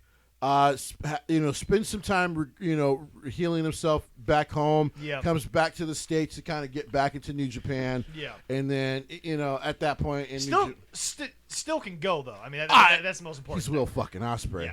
Yeah. By the way, cleared of all wrongdoings in the other situation. Yep. He did take some shots. Yep. He did. So when he lost, he said, "No, I'm New Japan for life. Why would I go to a so-called forbidden door where nothing good ever comes out of? And why would I go where I will be their champion? They'll fire me, but then they'll need to bring me back because I'm their champion." Fair. Oh yeah. I love Will Ospreay. He's a heel. I get why he would cut that promo. Yeah. No problem. And then the last thing I expect from New Japan this year, all of those young boys that have been there for a few years. So Narita, by the way, who had a great match, short but a great match with the returning Shibata. Yeah. Oh my God. Did you cry? I cried. I should have taped it. I cried when Shibata started wrestling, when he realized he could wrestle again. But then I got concerned. But it was only strikes, so he didn't hit the hesitation drop. Well, here was the thing, though. I was concerned. Because then Narita was like, well, I mean, since you can take bumps, I'm going to just start fucking German you right on your fucking skull. Oh, my God. Narita was like, all right, if you're sure about this, I'm going to start fucking you up now. And then, I'm watching the match, and I actually did a watch party for the first time with New Japan. Okay. With a couple buddies from overseas. And we were just like, oh God, just don't kill Shibata. Don't kill. We just got him back. Don't kill Shibata. Just don't be Pokimane and extremely serious and get yourself banned. I've seen a couple of people do it on Twitch. New Japan so far hasn't caught people. Basically, they haven't banned people for it. Yeah. They have warned them about it, but they've never banned anyone. Yeah. And I think that's because to them, I get, if American audience are sharing it, that's more eyes. Yeah. And they want to build New Japan strong. Well, it's like when Monty Python did the whole spam gimmick, one of their most famous gimmicks. Yeah. The marketing people over at Spam were like, why would we sue them? This is the greatest advertising shit that we've ever had. But shut up and let them do this. It's a Minnesota company. It's Minnesota nice, eh? No, they actually thought about suing them. Yeah, they actually thought about suing Monty Python. They thought about it, but the marketing department stepped in and said, shut up. Hold on. And the biggest spam. Like I said, the biggest thing, which is number 4 on my list, but the biggest thing, the shows in America matter. So they're going to be running 4 of their pay-per-views here in America. Okay. Oh, nice. Are they still working with Dallas? Because I'm about to say 2 one so far confirmed in Texas, 2 nights. Because Mark Cuban really, because of the access, and he actually has a great relationship with them. Yeah. 2 in L.A., 2 major ones in L.A. Because the dojo's there. And they're also going to do the Staples Center, so that they're doing 2 major ones. Crypto.com Arena. Sorry, thank you. I know it'll always be Staples to us. It's been Staples for so long. I know. Let's still call it Staples. And the other one is a Midwest date. Ooh. So they haven't confirmed the city, because usually they go to New York. Yeah. Which apparently they want to do in the winter, but there's one in the summer before Summer Struggle, I believe, that's a date in the Midwest. I swear to God, if they're going to Target Center or Target Field, we're going. We're going. I mean, to be fair, we might go broke because those tickets are usually expensive, but we're going. Okay. Jesse, well, that's all right. Thank you for your New Japan of stand course. segment. Of course. For everything. We love that. We got something to get to because, folks, again, if you're not watching, you're just being petty. NXT 2.0 showed up, showed out. New Year's Evil was a banger from the start. Oh, my God. Oh, how the mighty are still there. By the way, you know how I know this was a good show?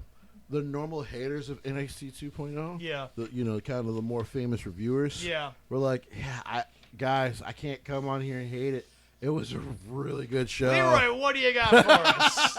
Whew. After this first match, I was going, damn. Some of the spots they did, oh, my God. That was the whole night, honestly. Oh, just the first one to start. Well, we had the unification match between Carmelo Hayes and Roderick Strong. Roddy, unfortunately, got beat by Carmelo Hayes. I did say that. Yeah, you did. You called this. You did. Oh, my God, there was some dance spots. I got to say this. They love Carmelo Hayes. I got to say this. If you think there still isn't 1.0 like wrestling in NXT, you just haven't been watching. because there's still guys that came from the Indies. They're just younger. Carmelo Hayes is one of them. Yes. And of course, there's King Roddy from Ring of Honor. Listen, and like I said, Roddy's not buried. Roddy's not done. Not at Roddy all. chose to resign because Roddy's, in my opinion, Roddy's aware of his career. Right. If he had gone to AEW, they would have dropped him out of this new group at some point because he's not part of the Undisputed Era. He's never been a part of that. So, I by the way, I have to correct myself. He was a Mount Rushmore with the Bucks. Okay. Yeah. For a very short time. Right. But Jesse, that's my point. Roddy. I think it was 4 months. Yeah, this is actually the best Roddy's been booked. Right. Maybe in his career. Yeah. Arguably in his career. Short of winning the NXT Championship, yeah. Close to it. Because there was the feud with Drew McIntyre around the NXT Championship. That was really good. Yeah. But, yeah, listen. I love that Sean said, you know what, fuck this. You two go start. Because everyone seems to think that that kind of wrestling is dead in NXT, and it's not. Just because the colors are brighter, we're still trying to get guys ready for the main roster. I didn't know, because I guarantee neither guy runs in the same social circle. Mm-hmm. I didn't realize these two had that kind of chemistry together. Oh, my God. I know. I got to be honest. That is the kind of chemistry that some people take 10 years to build with each other. So the reason I'm not shocked is there. I forget it. He has a different name now in PWG, but he's this tall kid with red hair. Son of a bitch. I'm sure I'll remember the name when we're done. Many wrestlers out there. It'll come to you just when you least know right. it. Yeah. But he's a guy who wrestled and actually trained with Roddy, but he also wrestled Carmelo back in the day on the indie scene. So I'm not shocked that these two end up having that kind of chemistry because he's a mutual friend. Okay, yeah. And I'm sure they probably work together backstage in the training sessions. I think Carmelo Hayes can work with fucking anybody. Yeah. Longest match on the night. That was a 15 minute and 29 seconds. I was 15, 20. Carmelo Hayes might be, outside of Braun Baker, who's clearly they're building to be that next Roman guy. Oh, yes. He might be the most special talent in 2.0. Oh, yeah. Like, he can do everything, can be your world champion, doesn't feel like it would be wrong, can talk. Special talent. Trick has talking covered. Christopher Hancock? Maybe. Chris Bosch? Currently, I think he's going by Chris Bosch. Maybe. Okay. But like I said, I can't. It's something like that. But yeah, check and see if. Let me see. Picture time. Yeah. Yeah. Go ahead, Larry. Excellent match. I mean, I love it. Are they going to possibly? Okay. Are they going to do a rematch? Do we want to see a rematch with these guys? Oh, hell yes. I mean, I want to see a rematch. Are they going to do it? Maybe. They seem to be leaning towards having Roddy, if not Ivy, fight Von Wagner, and we'll get to that. Okay, all right. The only thing I've always disliked about the idea of this is I thought you could do an open weight championship in NXT with that cruiserweight title. I agree. Definitely, yeah. And I do believe, and that's not on Sean. This is, guys above him, so he's going to make it work. Yeah. But I think that was a missed opportunity. Yep. That's it. But otherwise, bang your ass match. So, do you think they're going to change the title? Oh no! Put them together, or still going to have the two belts? It's gonna morph into the North American Championship. Yeah. You think so? Okay. Yeah. Think they'll change the North American Championship? Maybe they should change the title look. Make it look because while it have that classic like NWA feel, yeah, does not look good in those bright ass colors. I agree. So they're gonna have to do. There we go. Yeah, that. We'll see. All right. I think. Right after. That was a great waffle. Isn't it? That was That's fantastic. a good waffle. That's a good waffle. And it was also kind of hot, just like Al Sands Haitian Heat. Brought to you by Al Sands here locally in town. He actually has his own crew that they make it right here locally with all natural ingredients. There is 6 kinds of heats and 2 kinds of barbecue sauces.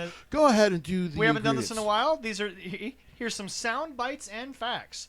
4-week fermentation process, 10 different peppers, a quick burn that is intense but doesn't linger. It brings you up, it doesn't burn you out, and it tastes great. Yes, it does. Oh, yes, it does. If you can't handle too much heat, the heat won't linger. If you love heat, it's got all the super hot ones, being the Reapers, the Ghosts, the Scorpions. They'll give you the burn you like. We never wanted to make something that was hot for no reason. It needed to have a purpose or flavor that made the burn worth it. Some Haitian Heat facts. So make sure you go to Al Sands Haitian Heat on Facebook.com. They have not yet been able to open the Amazon store, but they are still working on it. Get your order in today. And also they they do always ask, not necessarily through us, but they always ask that if they're having a hard time getting a batch out, please wait, because remember, this is a homegrown organic product that does take time. As I said, 4-week fermentation process. But once you get it, there is no doubt in anyone's mind you will be 100% satisfied with what you get. And because it's made with natural ingredients, the heat does not last as long, but the flavor makes your food taste incredible. Your kids can have the sauce. Oh, yeah. It does no damage to them. They love it. My kids love it. And it also, they do. as so rare, especially in hot sauces, does not mask the flavor of whatever you put it on. Absolutely not. So, as we like to I threw say, it on vegetables recently. It was fucking that's delicious. great. Oh, yeah. So, as we like to say, Al Sands Haitian Heat, we put that shit on everything. Go to the Facebook, put in your order today. Also, follow the man, because he does like to respond to the customers. And he put a beautiful, beautiful little video up with his baby girl taking 2 of the hot sauces and trying to run off with them. So, make sure, once again, you go to Al Sands Haitian Heat on Facebook.com. And before we continue with New Year's Evil, remember, it's a new year. That means that you can have some new evil and you can have some new fun. Ladies and gentlemen, you can go down to the fun capital of America, Sin City, Las Vegas, and enjoy yourself some Dark Arts Entertainment Wrestling. Dark Arts Entertainment presents live pro wrestling monthly at the Super Beast Training Compound, located in the Arts District of Sin City, Las Vegas. Lovely area, by the way. Absolutely. Oh, Sin City. Absolutely. A hybrid of pro wrestling with an underground feel. Dark Arts Entertainment shows also include live bands, sideshow entertainment, food, beer, and more. And as always, they are 420 friendly. So go ahead, get high and get by, baby. Come see top talent and matchups you won't find in any other promotion in the Las Vegas area. And man, do we got to delve into that Las Vegas area, because there's some talent down there. There's a lot of talent. They get a lot of talent from Southern California yes, as they well. do. Oh, yeah. For more information or to get tickets, head over to darkartsvegas.com or grab our official mobile app from the App Store, or for either iOS or Android today. Jesse is taking it upon himself to be reviewing a couple of these shows. Absolutely, coming up, absolutely. Jesse watches them and he's like, damn, I wish I was there. I'm going to make it out to one of those shows. Also, Funny Bones will be in the Minnesota/Wisconsin area. February 12th. Turtle Lake Show, yes. Heart of a Warrior for Midwest All-Star Wrestling. Ladies and gentlemen, remember, that is darkartsvegas.com. They do also have an app. Yes, they do. And by the way, they put a lot of shit together. Yes, they do. And it's some good shit. Yes, oh, God, yes. Holy crap. By the way, I think we both have now started to master the art of advertisement. We're getting there. It's real easy, trust me. I think I definitely just surprised Leroy on that one. You did. You did. You got me. You shocked me on that. All right. You had him. And now, 2 great spots. Now we're going back to more great wrestling again. What else happened? Oh, this was Riddle, MSK against Imperium. Just to answer my God. Just to answer the rumor that's out there, rumor has it the Shaman was originally supposed to be Jeff Hardy. Yes. There is a rumor out there. That would have been pretty sweet, too. That would have been great, but like I said, we're not here to delve into Jeff's personal life. Jeff did what he did. The only thing that I want to delve into about Jeff Hardy is stop putting up the video that says, and I quote, Jeff Hardy doing an acoustic cover of No More Words. He wrote the song! Yeah, I don't know. That's his band! They need to get stop better saying information. It's a cover, please. Okay, thank you. Only show you should listen to is us. Yeah, Endeavor is him. Yeah. I always thought that. I'm pretty sure Endeavor is him. It was an electronic project that he was working on. But anyway, this match. Yeah, Riddle and MSK getting the win over Imperium. Oh my God, what a hell of a match! Imperium will. Wow. Imperium. Decision. No, I agree, but before you go on, let me say. Because now the last 2 times he's been on NXT TV, Walter has lost. Yeah. Sorry, Walter has lost. Yes, Walter. They don't like to usually do that. No. So that's odd. So his next match on WWE TV over here, he's going to kick somebody's ass. I mean, somebody's getting an ass whooping. The Ring General. No matter. General. Yes. The Ring General will be expecting some penance from this. He will Damn be right. expecting some penance. He's going to put somebody in the corner, and we're going to have to go, shh, so we can hear him slap. Oh, my Lord. Ladies and gentlemen. Slapping the meat. Ladies and gentlemen, I don't know how you're going to mess this guy up. It might be hard to do because he's very self-aware of himself. Yes. I got to be fair to the people who say give WWE a chance. I would think they don't want to do that. You did so well with McIntyre's return. I would think you don't want to do that. But let me say this, though, about this match. MSK is call-up ready. Oh, yeah. Yes. The problem is they're kind of bad with tag teams. So as much as I want to see them get called up to a SmackDown, maybe.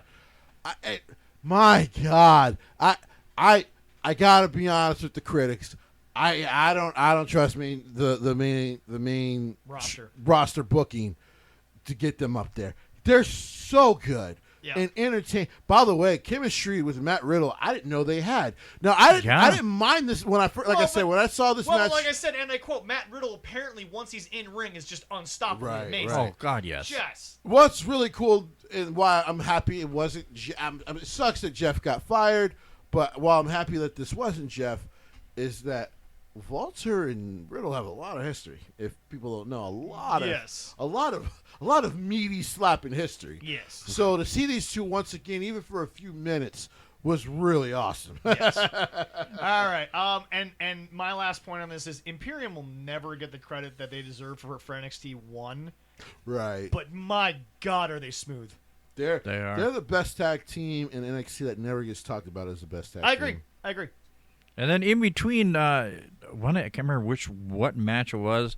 AJ Styles did make an appearance. Yes. It was before the MSK match. It was before. Okay, I couldn't remember what it was. AJ, in my opinion, this last contract, there's going to be a lot of him being used to build people.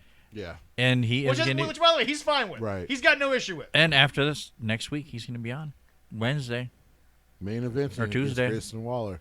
Oh. Like I said, Jesse, what did I say when they got Grayson Waller? Every week, put him on something, but don't have him wrestle yet. Right. And now he's going up. You can't say anything's too early when you're in the ring with AJ Styles. Right. Going to be a hell of a match. Yeah. Looking forward to watching that on Wednesday. It's underrated that Grayson Waller, I'm not saying he's AJ Styles caliber. AJ, he can hold his own in a ring. They picked a guy who's a douchebag personality, but can kind of go in the ring. There we go. Yeah. Right. Still a little green, but not terrible. No. He's actually really good in the ring. All right. Well, we're going on to the next match here. We had the ladies triple threat match for the NXT Women's, where Mandy Rose did retain against Cora Jade and Raquel Gonzalez. I don't think it's time to take it off of Mandy. Cora Jade played herself. Yes. Yeah. Played herself. Now, at first I was mad because I was like, why would you book Cora Jade to lose like that? And then I thought to myself, if I'm Shawn Michaels and I'm booking this story, what am I trying to tell my fans? Yeah. And then it dawned on me, oh, you stupid rookie, you played yourself. Yeah. You thought I'm smaller, I'm faster. Once I get Raquel out of here, I'm going to roll up Mandy again. And you fucking played yourself. Now, it'll be interesting to see what they do after this. Because technically, Raquel did not lose. Right. So Raquel could get another shot. Yes. Yes, that's true. But Cora, it'll be interesting to see what they do with the character now. Because, the women's tag team champions for NXT did not come out. Yes. They were not there. No. Yeah, So Mandy found a way to win this on her own. Yeah. By playing Cora. Yes. Yep. Doing... Well, a heel doing heel shit. Right. Can't matter for doing heel shit. And so, by the way, it was a little sloppy at first. Yeah.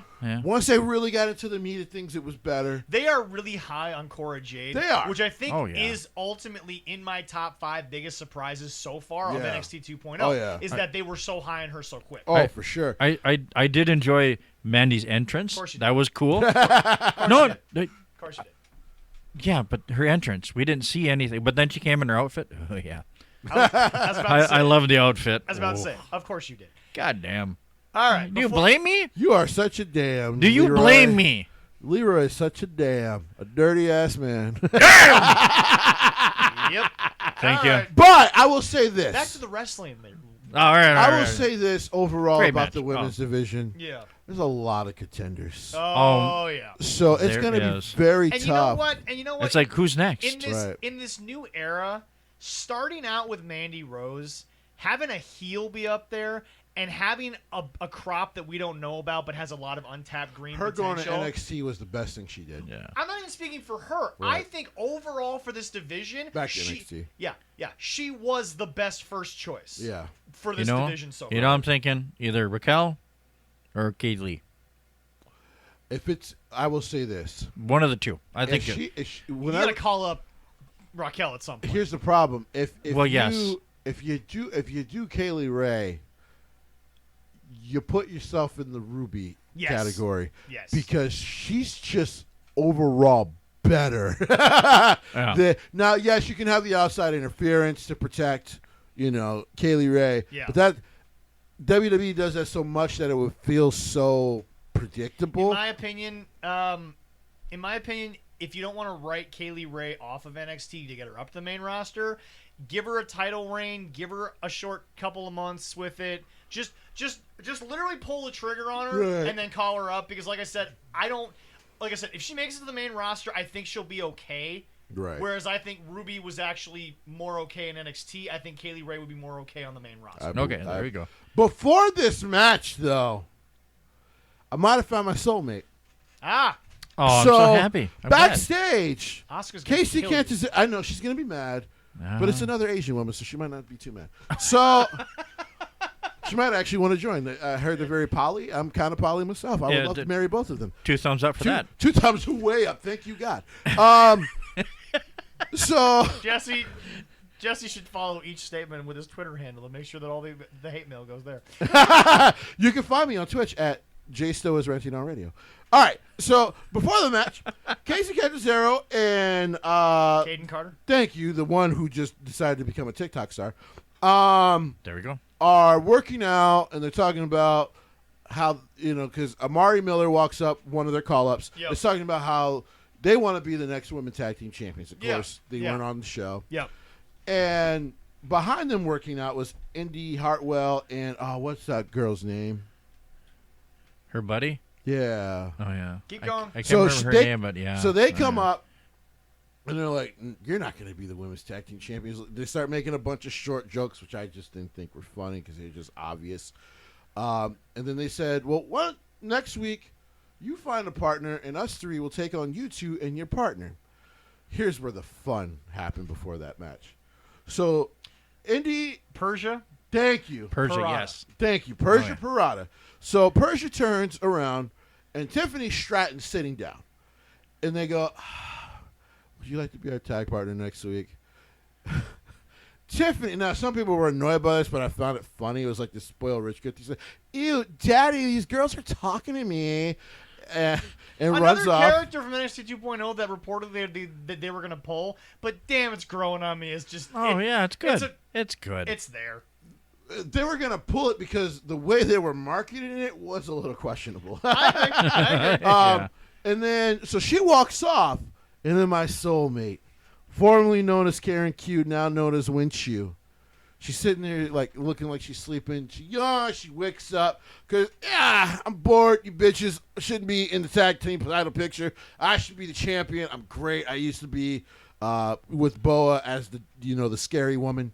But now I'm just looking like my sexy, normal self. So she kind of wakes up, and Persia goes over to her and is like, would you even make it to be our partner? And she looks at them and goes, why would I want to be your tag partner?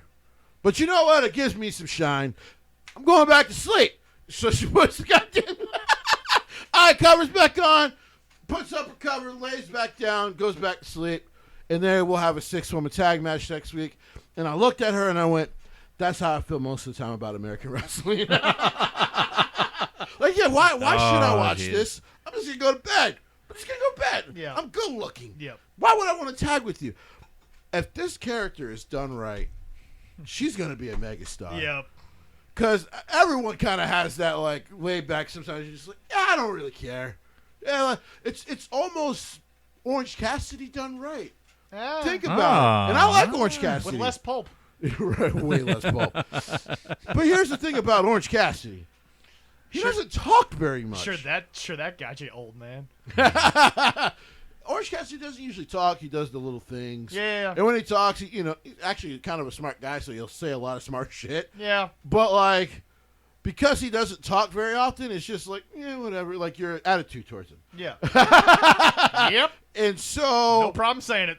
If they do Win-Chu right, how much fun can you have if she's a title contender, goes out as a champion talking shit about her, looks at the title and just goes, it doesn't matter, I'm going to win. And then just walks out. That's a promo. And people are like, it seems like a bad promo. Not really, because it's almost like this cocky, like, yeah, you don't matter, I'm going to win. All right. Leroy, next up. Well, the next and last match of the night for the NXT Championship. Tommaso Ciampa against Braun Breaker. And Braun Breaker getting his third match with him and getting the title. He's a stud. Oh, my God. You can't say anything. I got to say this. Standing moonsault? This is not a negative thing. This, what I'm going to say is insanely positive. If Tommaso Ciampa did not backstage get hugs and flowers and a couple shots of alcohol and a big time thank you, I don't know what we're doing anymore, because this is how you build a young talent. He probably got a big thank you from Braun's dad. This is how you help to make a new megastar, because they were clearly going to make him champion. Like, we could all see that from a mile away. Oh yeah. But the way their chemistry has grown since the first match and the storytelling, because basically all this match was I'm not making the mistakes I did the first time, because it killed me. Yeah. Because he got schooled in the first title match. He did. Yeah. He made a couple rookie mistakes and he got schooled for it. Yeah. The first time Ciampa tries to get him out the ring, he goes back in. No, get your ass back in here. We're not doing this. Yep. I remember what happened to me last time. We're not doing this. And then the top rope spot where he's going to do his dad's bulldog. Yeah. The first time, he's like, I shouldn't do this. This cost me last time. Yep. And it looked like Ciampa was going to capitalize. Yep. This is the first, I want everyone to know this. This is the first time in over a year. Yes. It's only been kicked out of twice. Someone kicked out of the Fairy Tale Indie. Yes. Yes. I know. That's huge. Oh my God. When he kicked out of that, I'm like, oh, this match is almost over then, because that means Braun's about to win. One thing that Jesse cannot argue and really has no argument for. Vince knows when the clock starts to tick and it's time to go home. Very, very few people get that. Right. More than Vince McMahon. Yes. Oh, yes. And anyone that works for him is like, okay, now we've got the crowd, right, but now your clock's ticking. Right. Like, you got to finish this match quick. Yeah. And so he kicks out of that, and it's Tommaso who made the mistake. Yep. Because he thought to himself, I'm going to get this kid on the top rope, I'm going to finish him. But he didn't. Yep. And because he screwed up so bad, he got the power slam. And the kid goes, no, this ain't enough. He's going to kick out of this. So he puts him in the Steiner recliner.